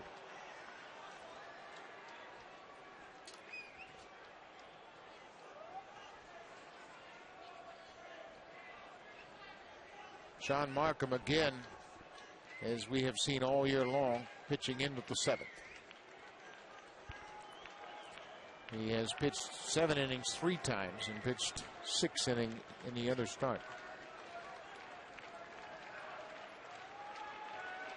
2-2 to Ortiz. Drew at second. Hopped him up. Vernon Wells, medium in center. Drew's tagging up, but he'll stay put. Big first out for Sean Markham. Yeah, don't make the first or third out over at third base. You're already in scoring position. Good pitch by Markham. to get the big man to sky one to center. Well, now Adrian Beltre will step in. Beltre has a single in 2 trips. That's a big out to keep Drew at second base. You got a base open now. You got a little leeway to work with Beltre. Obviously, you don't want to just put him on, but they're talking about strategy now, and Aaron Hill is going to come in and check in with Markham to see how they're going to attack Beltre. And what sign they're going to use. Maybe they changed it now later in the ball game. Veteran team that the Red Sox are, they peer in there and steal some signs. Beltre is a free swinger. You can get him out by throwing balls off the plate. 1-1 here in the 7th. J.D. Drew with the leadoff double at second base. Ball up and away. Now this is where Markham really can expand the zone and take advantage of Beltre's aggressiveness. And he's been good at working the edges. He can get him to think about outside and then jam him if he wants to. Another pitch away. 2 balls and no strikes. Left-handed hitting Jeremy Hermida on deck. Hermida, an RBI single in the 2nd.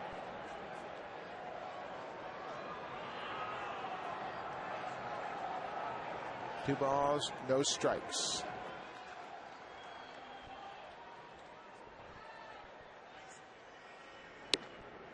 Outside, 3-0. Beltre showing pretty good patience here. He wouldn't go fishing for any of those outside pitches.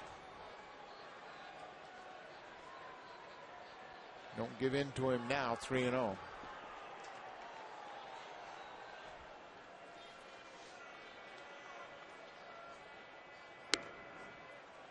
He walked him. So Beltre, patient, takes the walk. 3rd walk issued by Sean Markham. And now Jeremy Hermida, who had an opposite field base hit with a full count and 2 outs in the 2nd. Lots of discussions going on now, talking about the signs, the defense, how they're going to approach Hermida. Who's got the comebacker? Hermida leads the team now with 9 2-out RBIs. So he has been a clutch player for him. 3 home runs and 10 RBIs for the left-handed hitting Hermida in very short work. Just 45 at-bats coming into this game. Swings hit a pitch down and away for strike 1. Left-hander Scott Downs loosening up.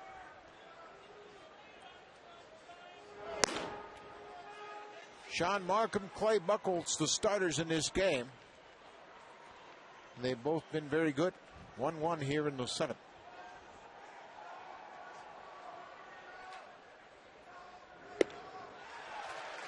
Oh, 2. There he is, working the edges again. Made 2 very good pitches to Hermida. You know, it's not just the pitch and what it does, but it's where he throws it to Hermida. Down and away. Has him out in front. With 2 strikes, Hermida went the opposite field on the 3-2 count for the base hit in the 2nd. In the dirt, blocked by Buck. Everybody has to hold their ground. That's huge. You got to keep the double play in order here. Good job by John Buck to go down to his knees and just keep it in front of you. Don't try and do too much with that. Just keep it in front of you and keep that double play in order. Blue Jays have turned 24 of them this year. That ranks right up there at the top in the American League.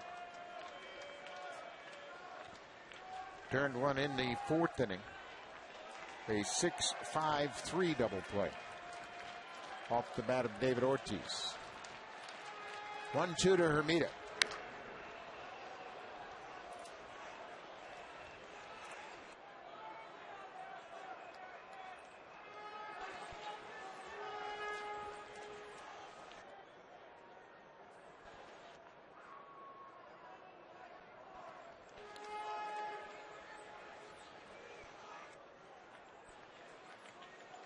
top of the 7th inning.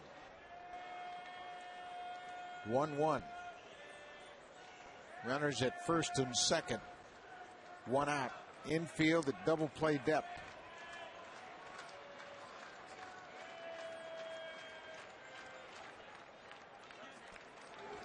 Struck him out.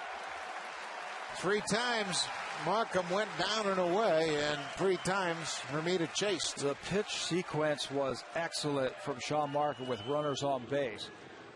Let's take a look at it right here. Hermida, a good RBI man. He's going to start him off with a changeup right on the outside corner. He's going to double up on it, go with the same pitch. Now he's got to try something else to get the mind of Hermida thinking. So he cuts a fastball in the inner half and then goes right back to his bread and butter. That changeup down the way to pick up a big strikeout. Late movement, great arm action, and he gets a big strikeout. Number 9 hitter Darnell McDonald.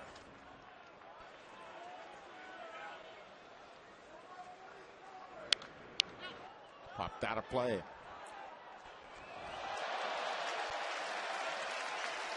One thing Markham does so well is he really stays in the moment.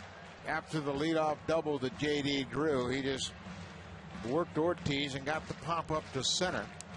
Then he kind of pitched around Adrian Beltre. He wouldn't bite. Yep. Walked him on 4 pitches and then just carved up Hermida with 3 good changeups. I think that's the toughness that Sean Markham brings to the mound. He was talking about that in spring training when he had to match up against all these number ones. Not afraid to match up with them. Popped him up. Right side of the infield. Overbay hauls it in, and Markham pitches around the leadoff double. That Ortiz to pop up, strikes out Hermida and gets.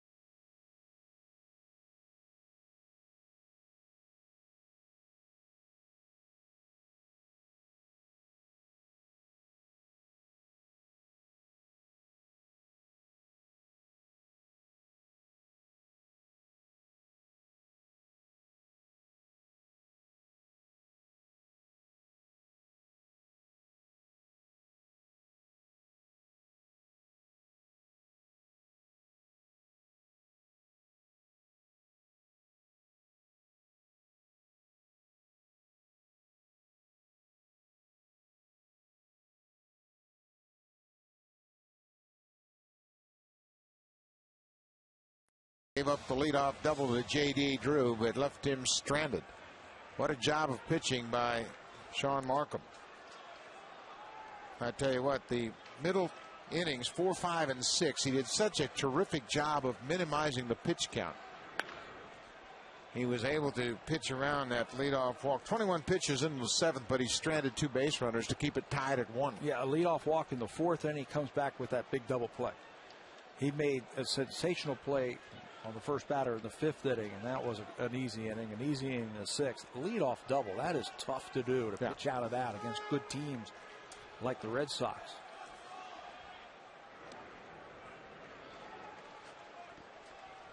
John Buck with a 1-1 count facing Clay Buchholz. Buck 0 for 2 tonight.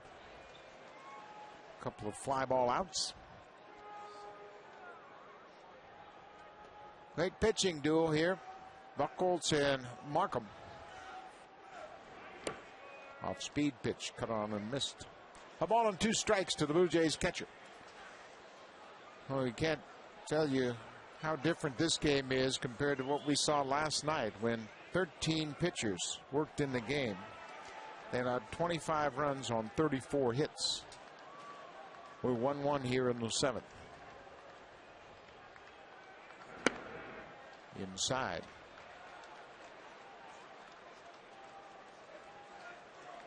Clay Buchholz has pitched very well. 4th and 5th inning, back-to-back 2-out hits. He stranded 4 runners. He did a heck of a job. He gave up back-to-back hits to Gonzalez and Bautista with 2 outs in the 4th, but then got Buck out, flied out to right, and then in the 5th inning, Aaron Hill and Adam Lynn back-to-back base hits with 2 outs, and then got Vernon Wells to pop up. He too has pitched out of some tough situations. Yeah, he certainly has. The Jays have to figure out how to get to him a little bit early so they can set up their inning. Get that leadoff hitter on. Good cut by John Buck. Seems like all night they have started their rallies with 2 outs.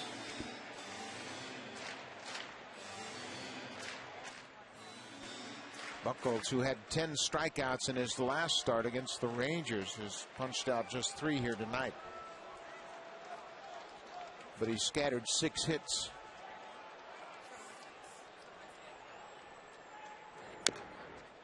John Buck battling, stays alive.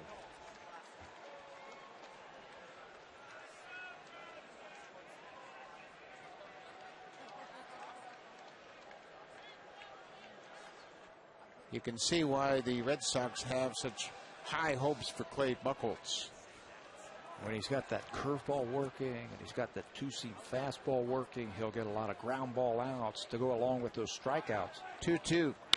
Back up the middle, off the glove of Buchholz. Pedroia retreats, changes directions, and recovers in time to get John Buck. Dustin Pedroia was headed toward second base, and then Buchholz deflected the ball, and he had to change directions. He did not have to go that far. If he did, that's going to be an infield single. Good heads-up play right there. Good change of direction by Dustin Pedroia at second base to get the first out. 8 ground ball outs now by Buchholz tonight. Travis Snyder, number 9 hitter. Change up. Buchholz is ahead, 0-1.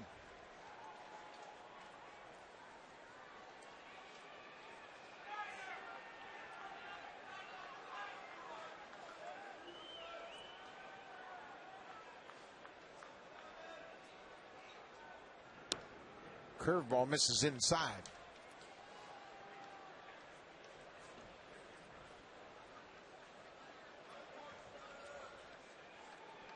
Bottom of the 7th inning.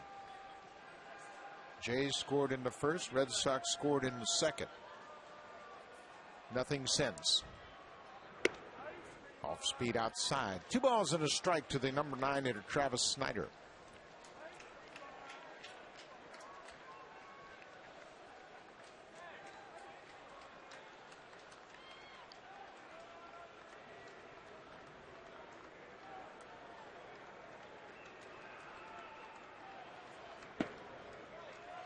Three balls, 1 strike. He's got to challenge him.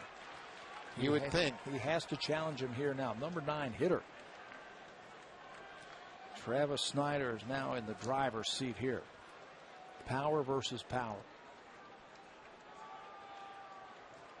We'll look for 1 pitch in 1 spot. Ball 4. 1 out walk.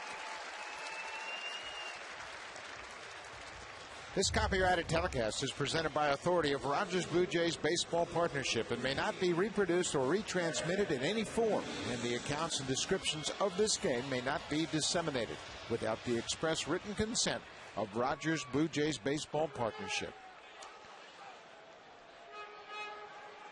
Travis Snyder at first with 1 out. Fred Lewis, the leadoff batter, will hit. Tell you what that walk does. It opens up the right side for Fred Lewis to get out there and maybe hook one into that hole into the right field.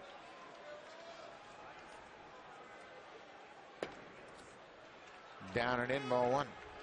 Well, we have seen Lewis handle a breaking ball down and in and hook it down that right field line. He's got a big hole to shoot at right now.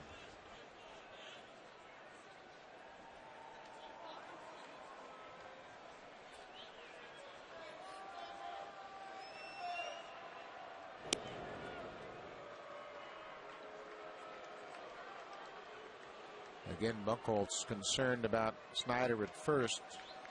Snyder's 1 for 1 in steals this year. The Blue Jays have been very good at stealing, 14 of 15.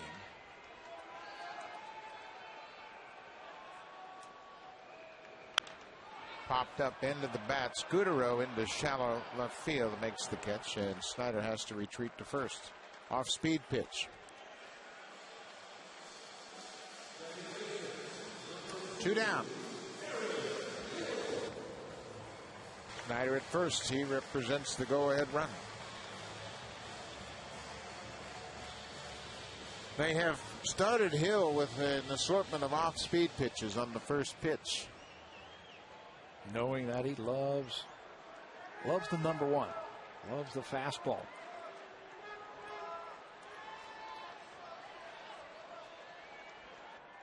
Two down.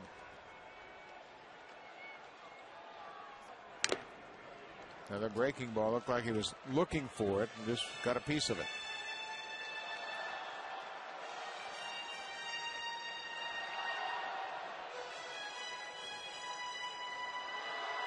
By Buchholz. Career against Toronto 3-3. This is his 7th start. He's won his last 2 starts here at the Rogers Center.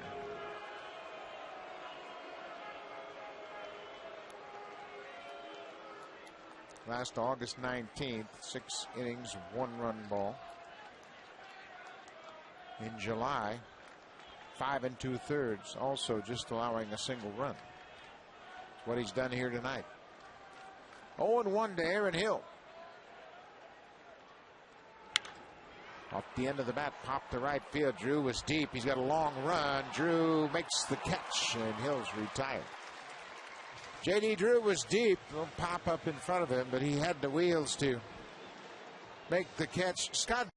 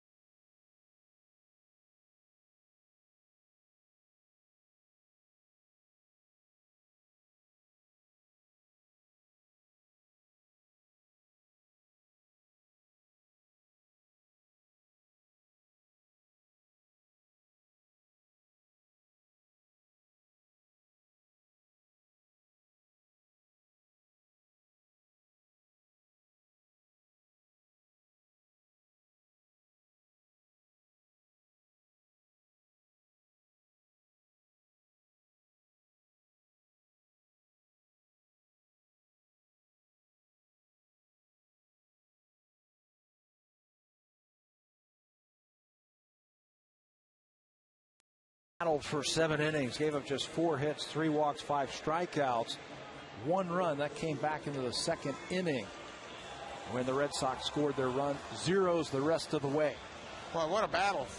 Sean Markham again pitching 7 innings. That's the 4th time in 5 starts he's given the Blue Jays 7 innings of quality pitching. Really remarkable. 103 pitches. He would have 35 pitches in that 2nd inning. But then he really got straightened out and had a very efficient 4th, 5th, and 6th inning. Now he'll turn things over to Scott Downs. Downs pitched in last night's ball game right about the same spot. Pitched in the 8th inning. He faced 9-1-2. A couple of strikeouts in last night's game and a flyout. His first batter that he will face will be his former teammate Marco Scutaro. Curveball down and in for ball 1. Well, on a night when Cito Gaston needed a good start from Markham, he delivered just that. 7 strong innings, just 4 hits. Inside ball 2.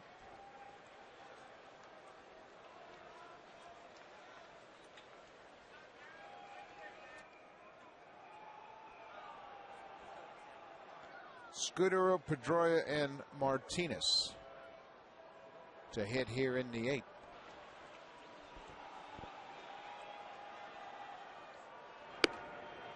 Outside corner. This is where Scutaro's tough. Boy, he'll make you work, especially if you fall behind. He has the ability to take a pitch here or there, make you throw a lot of pitches, and get on base. He's got an excellent on-base percentage.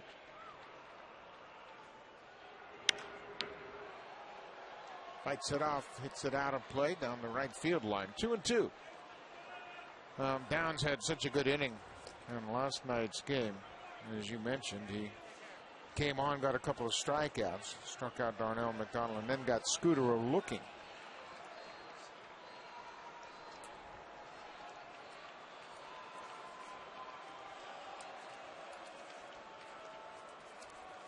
Two and two.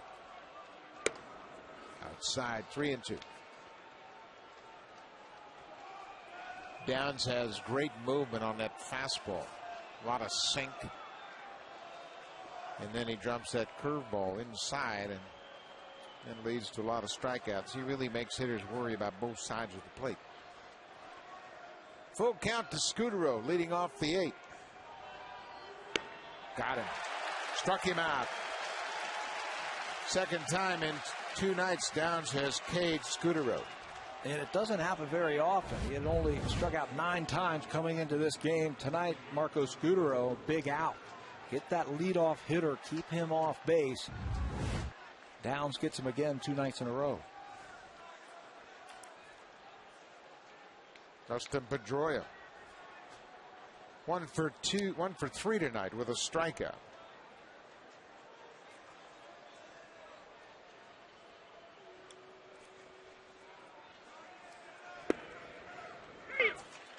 Strike 1.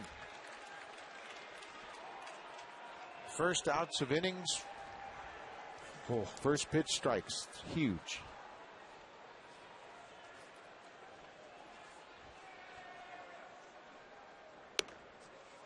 Breaking ball around the outside part of the plate. 1 ball, 1 strike. In the Blue Jays, bottom of the 8th, Lind, Wells, and Overbay, the scheduled hitters.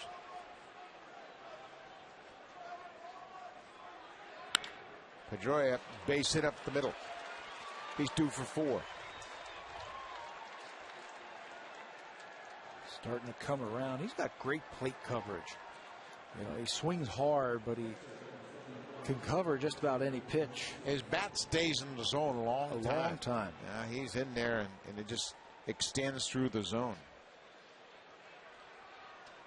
So Pedroia's on for Victor Martinez, who will bat from the right side for the first time tonight. He was 0 for 3 against Markham as a left-handed hitter, hitting .191.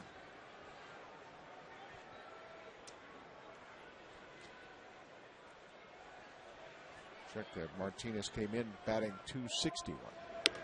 Takes the first pitch away from Scott Downs. So Blue Jays have turned a double play. That came in the 4th inning. Looking for the same thing here. Martinez does not hit into a lot of ground balls because he's a fly ball hitter. This is his stronger side this year versus left-handed pitching. He's hitting close to 400 from the right side.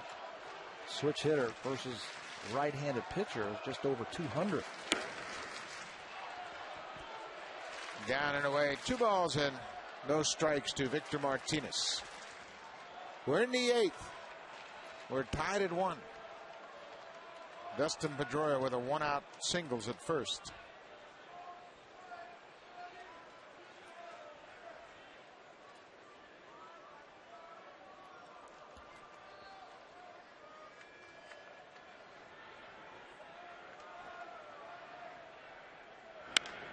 Base hit right side. Travis Snyder in quickly. Pedroia stops at second. 2 men on. Victor Martinez has had some success against Scott Downs in his career. This is the 4th time that he has reached him for a base hit in 12 at-bats. Inside out swing. Rips it into right field. That's why he's such a good hitter. He can hit the ball wherever it's pitched to any part of the ballpark.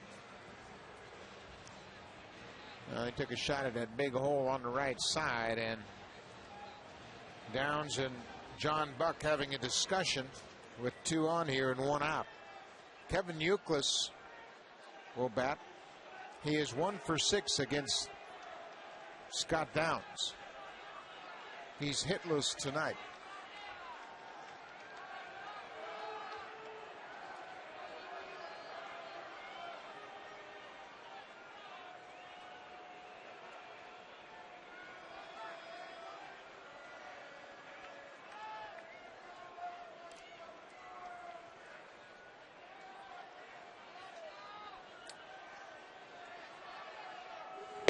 Youkilis takes a strike.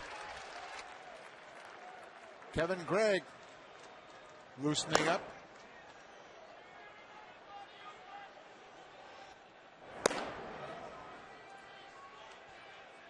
Youkilis is such a good RBI man for the Boston Red Sox. He thrives in this situation here. Runners in scoring position and late in the game. Laid off a borderline pitch up. Coming into this game, he was a .400 hitter with runners in scoring position, and he is tied for the league or the team lead in go-ahead RBIs for the Boston Red Sox. He is tied with David Ortiz. Scott Downs looking for that ground ball. 1-1 pitch to Youkilis. Fly ball right field. Travis Snyder. Pedroia tags at second. He's headed to third. Go into second. Youkilis is retired. Pedroia moves up. And now it's first and third. Not Downs. Made a good pitch on Youkilis. And now he's going to face the left-hander, J.D. Drew. And got a good hitter in Youkilis. Now some decisions again for the Blue Jays. Runners now on first and third. How they're going to defend J.D. Drew. They had him, the exaggerated pull, a shift on him, and he crossed him up his last time by doubling down the left field line. It looks like they're going to play it a little bit more straight up now with runners on base. Well, now Gonzalez moves to the right field side of second. They're still playing him dramatically to pull on the infield, but straight away in the outfield. Downs misses down and away with the first pitch to Drew. There you see Gonzalez, and he's still getting instructions from the bench. He backs up a few feet, but he is on the right side of second base. Look how far off Jose Bautista is at third base. Got lots of room for Pedroia to take an aggressive lead at third. And he'll take advantage of it, given the fact the Blue Jays have thrown so many wild pitches.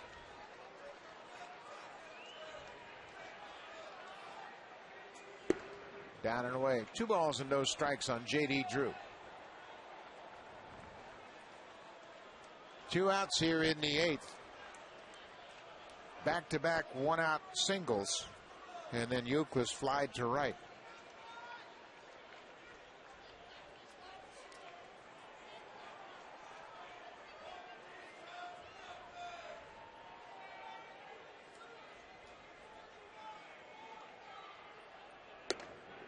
Inside off the plate. 3 balls and no strikes. David Ortiz on deck.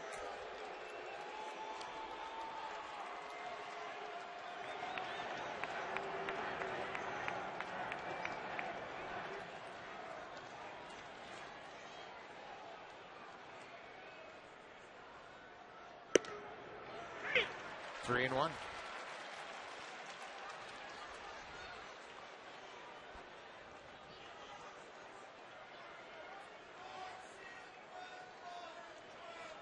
Dustin Pedroia at third, Victor Martinez at first.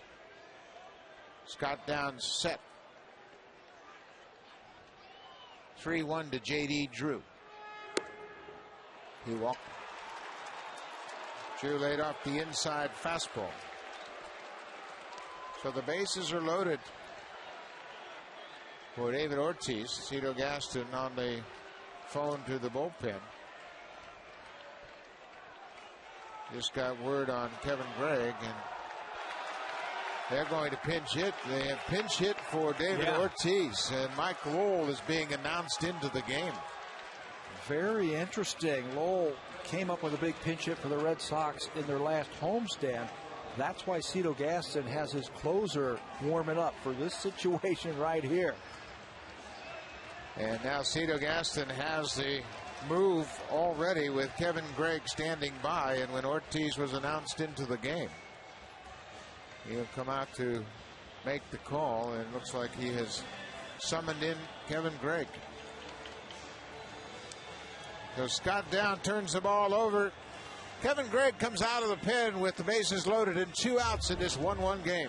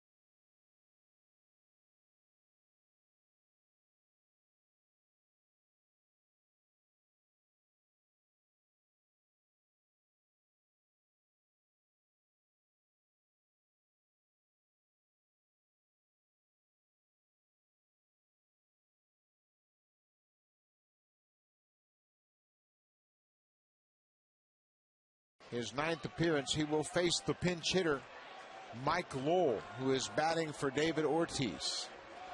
Lowell has 1 at bat this year as a pinch hitter. He's 1 for 1.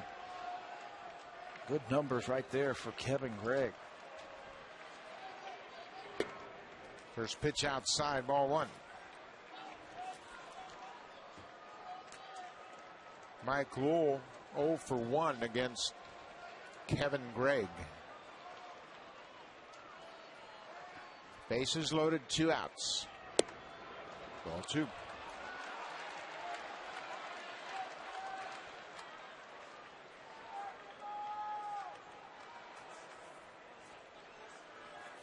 Mike Lowell started last night. 3 balls and no strikes. That pinch hit he had, that was an RBI double Sunday. That was his first pinch hit since August of 2007. And he'll probably be taking 2 pitches here. 3-0. He's going to make Gregg try and throw 2 strikes.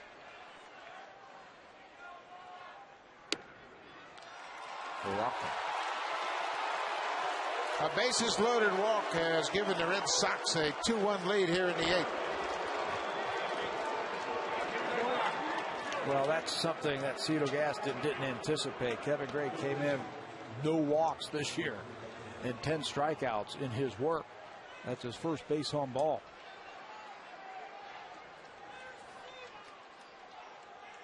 Bases still loaded now for Adrian Beltre.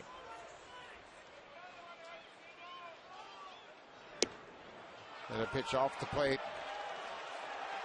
Looks like a breaking ball. He just pulled off the plate. Now he's doing a little work on the landing spot there in front of the rubber. 1 ball, no strikes. 1 run in here in the 8th. Bases still loaded. Adrian Beltre, 1 for 2. There's a strike.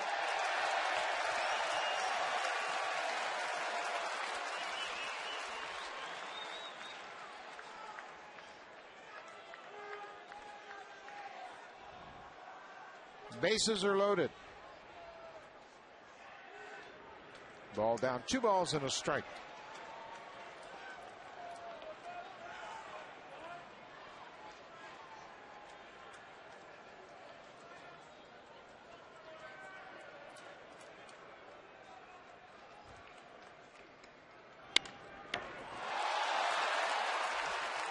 That's 3. Line drive back into the glove, and Kevin Gregg retires Adrian Beltre, but he walked in the go-ahead run with the bases loaded. The Red Sox lead at 2-1.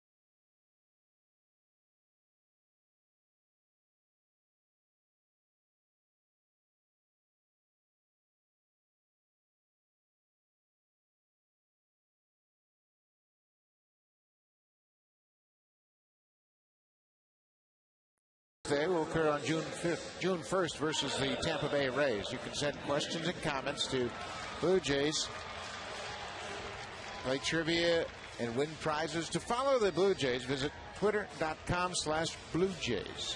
Tweeting Tuesdays, the next one on June 1st. Clay Buchholz back for the bottom of the 8th inning. Staked to a 1-run lead now, as he will work to the heart of the order. Lind, Wells, and Overbay.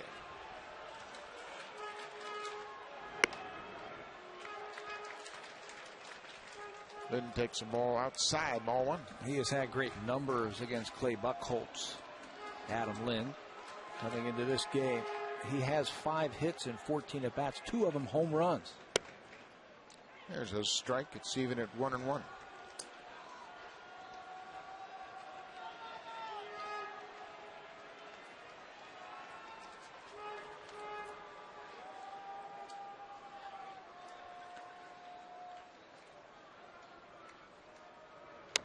Breaking ball inside, 2 balls and a strike. This is the longest outing for Buchholz this year. Ramon Ramirez loosening up down in the bullpen. He went 6 2/3 the last time out against the Rangers.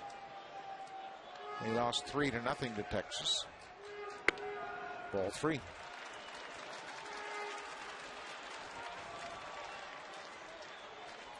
Remember, the Red Sox used 6 relievers in last night's game.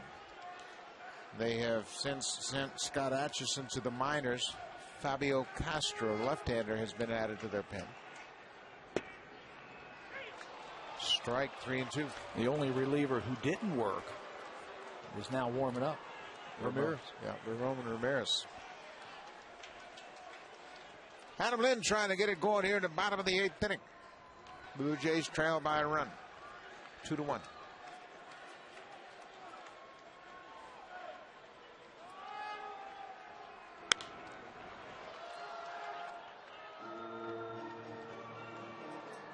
Get another full count pitch from Buchholz. Lynn 1 for 3 tonight. He singled in the 5th, right behind Aaron Hill's single, but both were stranded by Buchholz.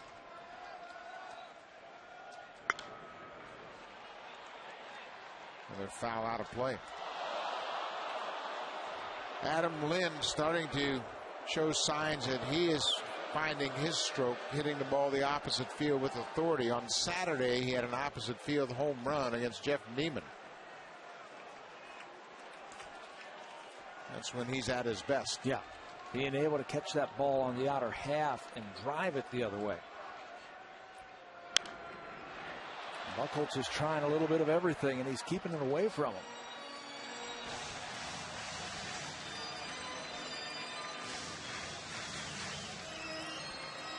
It shows you the respect Terry Francona has for Buchholz to send him back out here for the 8th, facing the middle of the order.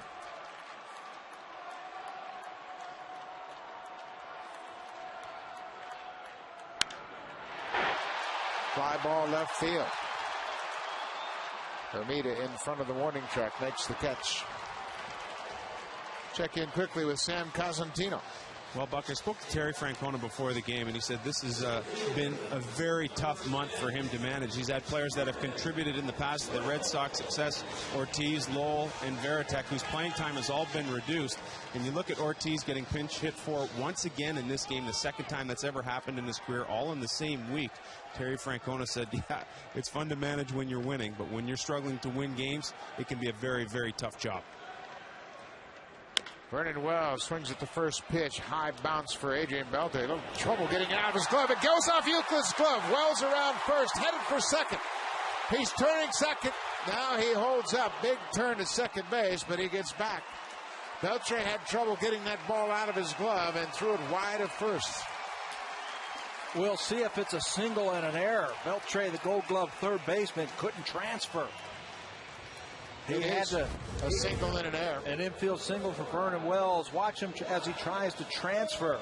As he digs out, he can't, so he's got a double clutch, and now he's got to hurry. And he pulls Euclid off the bag. That will go as an infield single.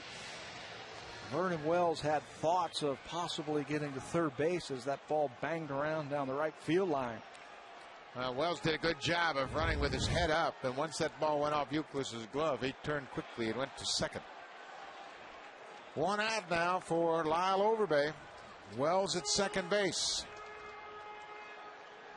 Of course, we'll chase him back. You can see Beltre, once he realized he didn't have a good grip on it, how he really kind of rushed the throw off balance and threw wide of first.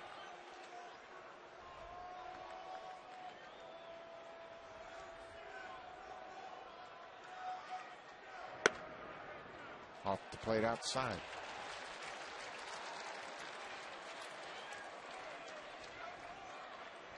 Well, make it hurt now. When they give you a little bit of an opening right there, take advantage of it.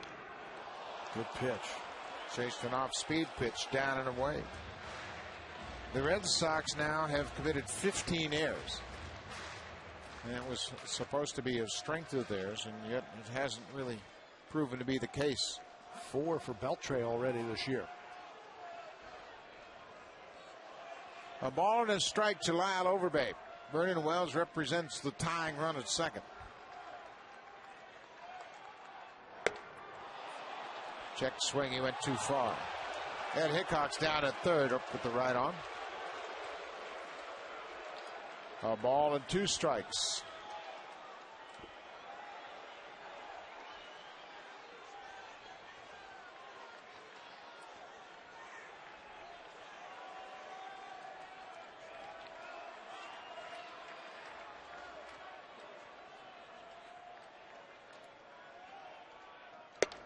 Strike three call.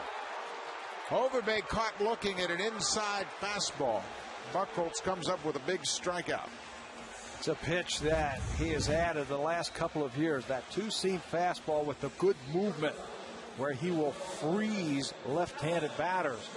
That one right on the inside part of the plate and right at the knees. Clutch strikeout for Buchholz.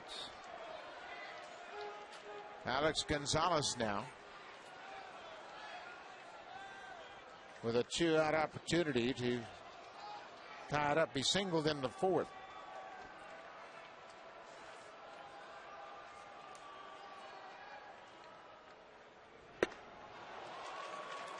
Off-speed pitch comes out in front.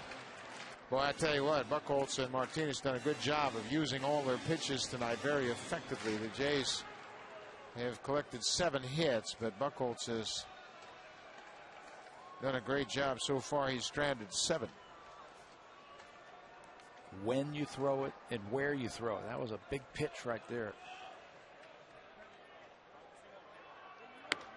Up and away, 1-1.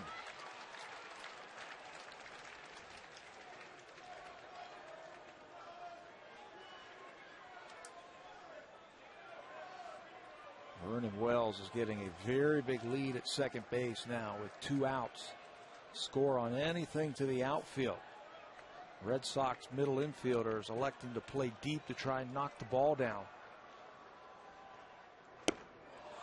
Cut on and missed. Another off-speed pitch. A ball and 2 strikes to Alex Gonzalez. Red Sox scored a single run in the top of the 8th on a bases-loaded walk issued to Mike Lowell, the pinch hitter.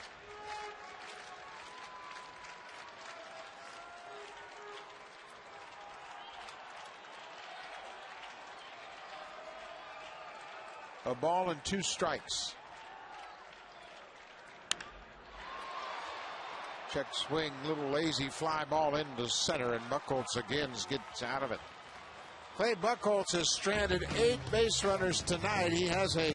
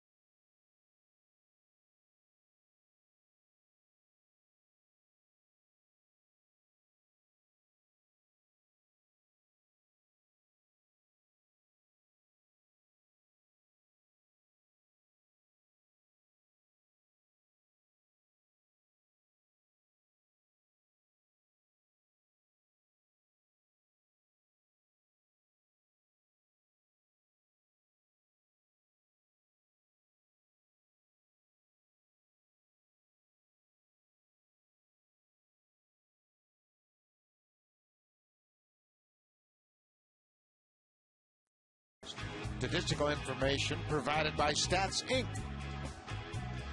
Music provided by Universal Canada.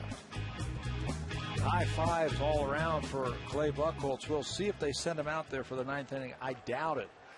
That's just what the doctor ordered. Terry Francona needed some innings from his starter. The Boston bullpen, 70 innings so far this year that they have used the most in the American League, so he needed his starter to go deep. Boy, Buchholz gave him just exactly what he was hoping for here tonight. Kevin Gregg jumps out in front of Jeremy Hermida with a strike. Now it's 0-2. Gregg came out of the bullpen to face the announced pinch hitter, Mike Lowell, with the bases loaded and 2 outs. He walked Lowell to force in the go-ahead run. Hermida cuts on him. This is his downswing. Hermida strikes out for the second time tonight.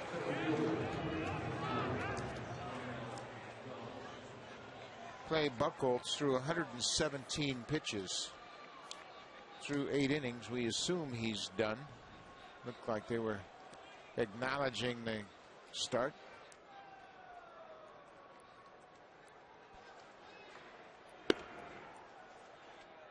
Up and in to Darnell McDonald for a ball. A ball and no strikes on a number 9 hitter. McDonald was robbed of a base hit in the 5th inning on a fine defensive play by the shortstop Alex Gonzalez, who snared a line drive. Ramon Ramirez. No Papelbon tonight. Papelbon has worked a lot lately. Pitched in 5 of the last 6 games. Picked up the save in last night's game. Breaking ball in there. A ball and 2 strikes.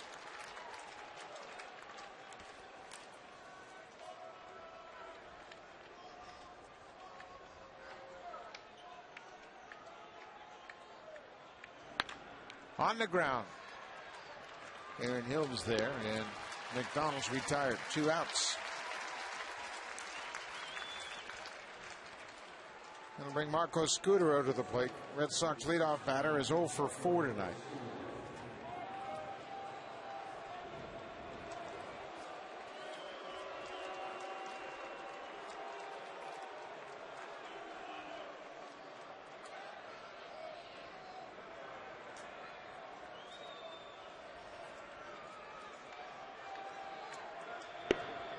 Breaking ball for a strike. Kevin Gregg, as Pat mentioned, had not walked a batter until they walked Mike Lowell. I mean, he's a strike throwing machine. Yeah. He came in first time this season that he came in with runners on base, and he couldn't find the strike zone to the first batter that he faced. And right now, that is the difference of the ball game. You see now he comes out and all he can do is throw strikes now. 1-1 to Scudero. Swings and hits it into left field. Pat Lewis is over to cut it off and get it back to the infield. A 2-out base hit for Marco Scudero, his first hit of the night. Short swing. Greg throw him a curveball. Marco's all over that one. Nice short swing. Doesn't try and do too much with it. Gets it right by Bautista.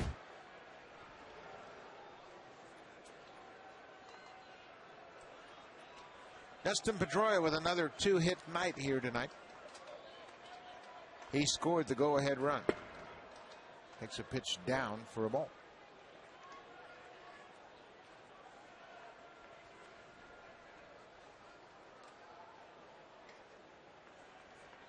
We're in the 9th. Red Sox up 2-1. Big cut and a miss. A 1-run game in the opener last night,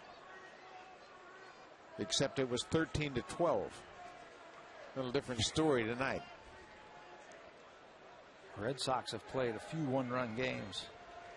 This is very familiar to them. Check swing, tapper to Overbay. Pedroia is retired. Greg strands a runner, gives up a hit. Blue Jays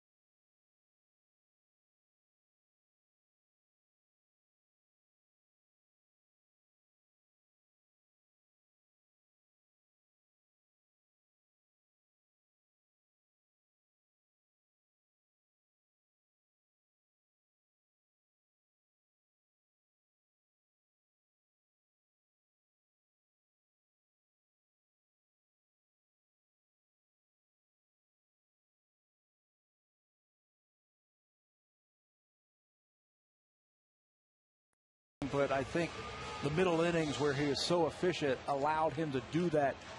And now he only needs one inning out of his bullpen.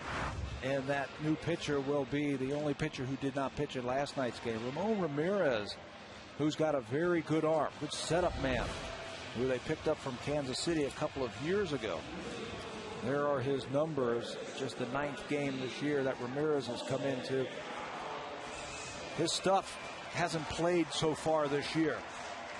Batting average against him at .324, not very good, but he's got a very good power arm out of that bullpen. 7-4 a year ago with a .284 ERA in 70 games for the Red Sox. Clay Buchholz, fine effort here tonight. Jose Bautista takes a first pitch outside for ball 1. Jonathan Van Every has come on defensively, taking over in left field for Jeremy Hermida.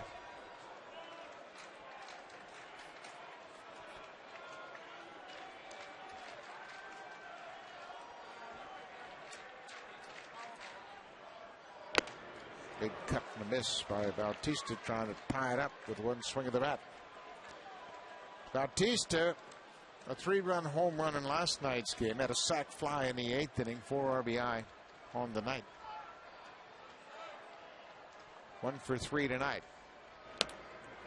Big swing and a miss. He'll throw a good fastball. You saw that in the low 90s, a little slider and a good changeup.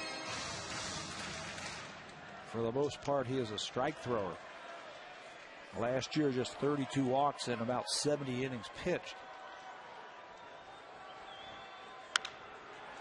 Lifted toward left field, and Every took a step back and then recovers in time to make the catch. 1 down. Stay tuned right after this game and join Brad and Martine for Connected. Jays post game, a big game 7, Red Wings against the Coyotes, coming up next, and you can see all the Jays post game coverage. Join Brad and Martine right after the game. 1 out for John Buck.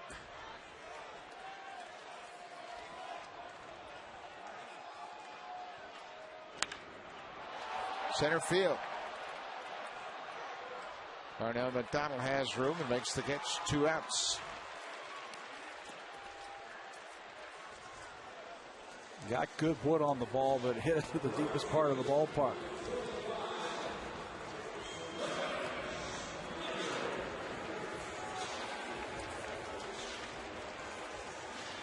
Travis Snyder. Ramon Ramirez looking for his 2nd major league save, 1st of the year. And the first save for the Red Sox, not named Papelbon.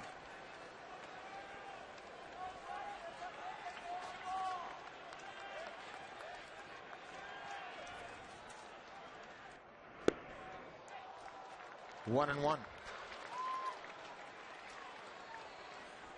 This is just the 21st game of the season for both of these ball clubs, and the bullpen has been abused by the Red Sox, so Papelbon a well-deserved night off tonight. 2 balls and a strike. 2 outs here in the bottom of the 9th inning.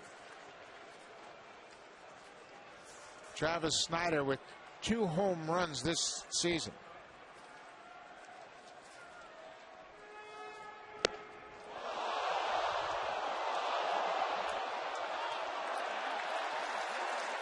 Nice catch. And ball bounced off an empty seat and helicoptered all the way down a few rows further. Snyder lost the grip on that thing, and it shot into the stands. Looks like everybody's healthy and fine.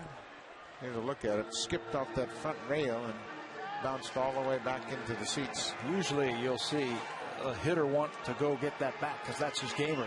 Travis Snyder says, give me the one with the hit in it. 2 balls, 2 strikes, 2 outs. Travis Snyder.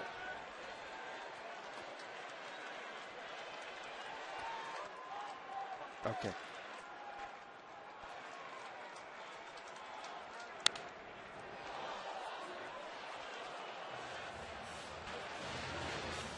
Victor Martinez wanting a changeup. The Red Sox this series have gotten ahead of Travis Snyder with off-speed pitches, and when they want to show him a fastball, it's been up. Looks like they still want to try and throw that good change. 2-2 to Snyder. Right back to the pitcher. He's going to run over to first and flip it to Euclid, and Ramirez picks up the save. His first of the season, his second in his career.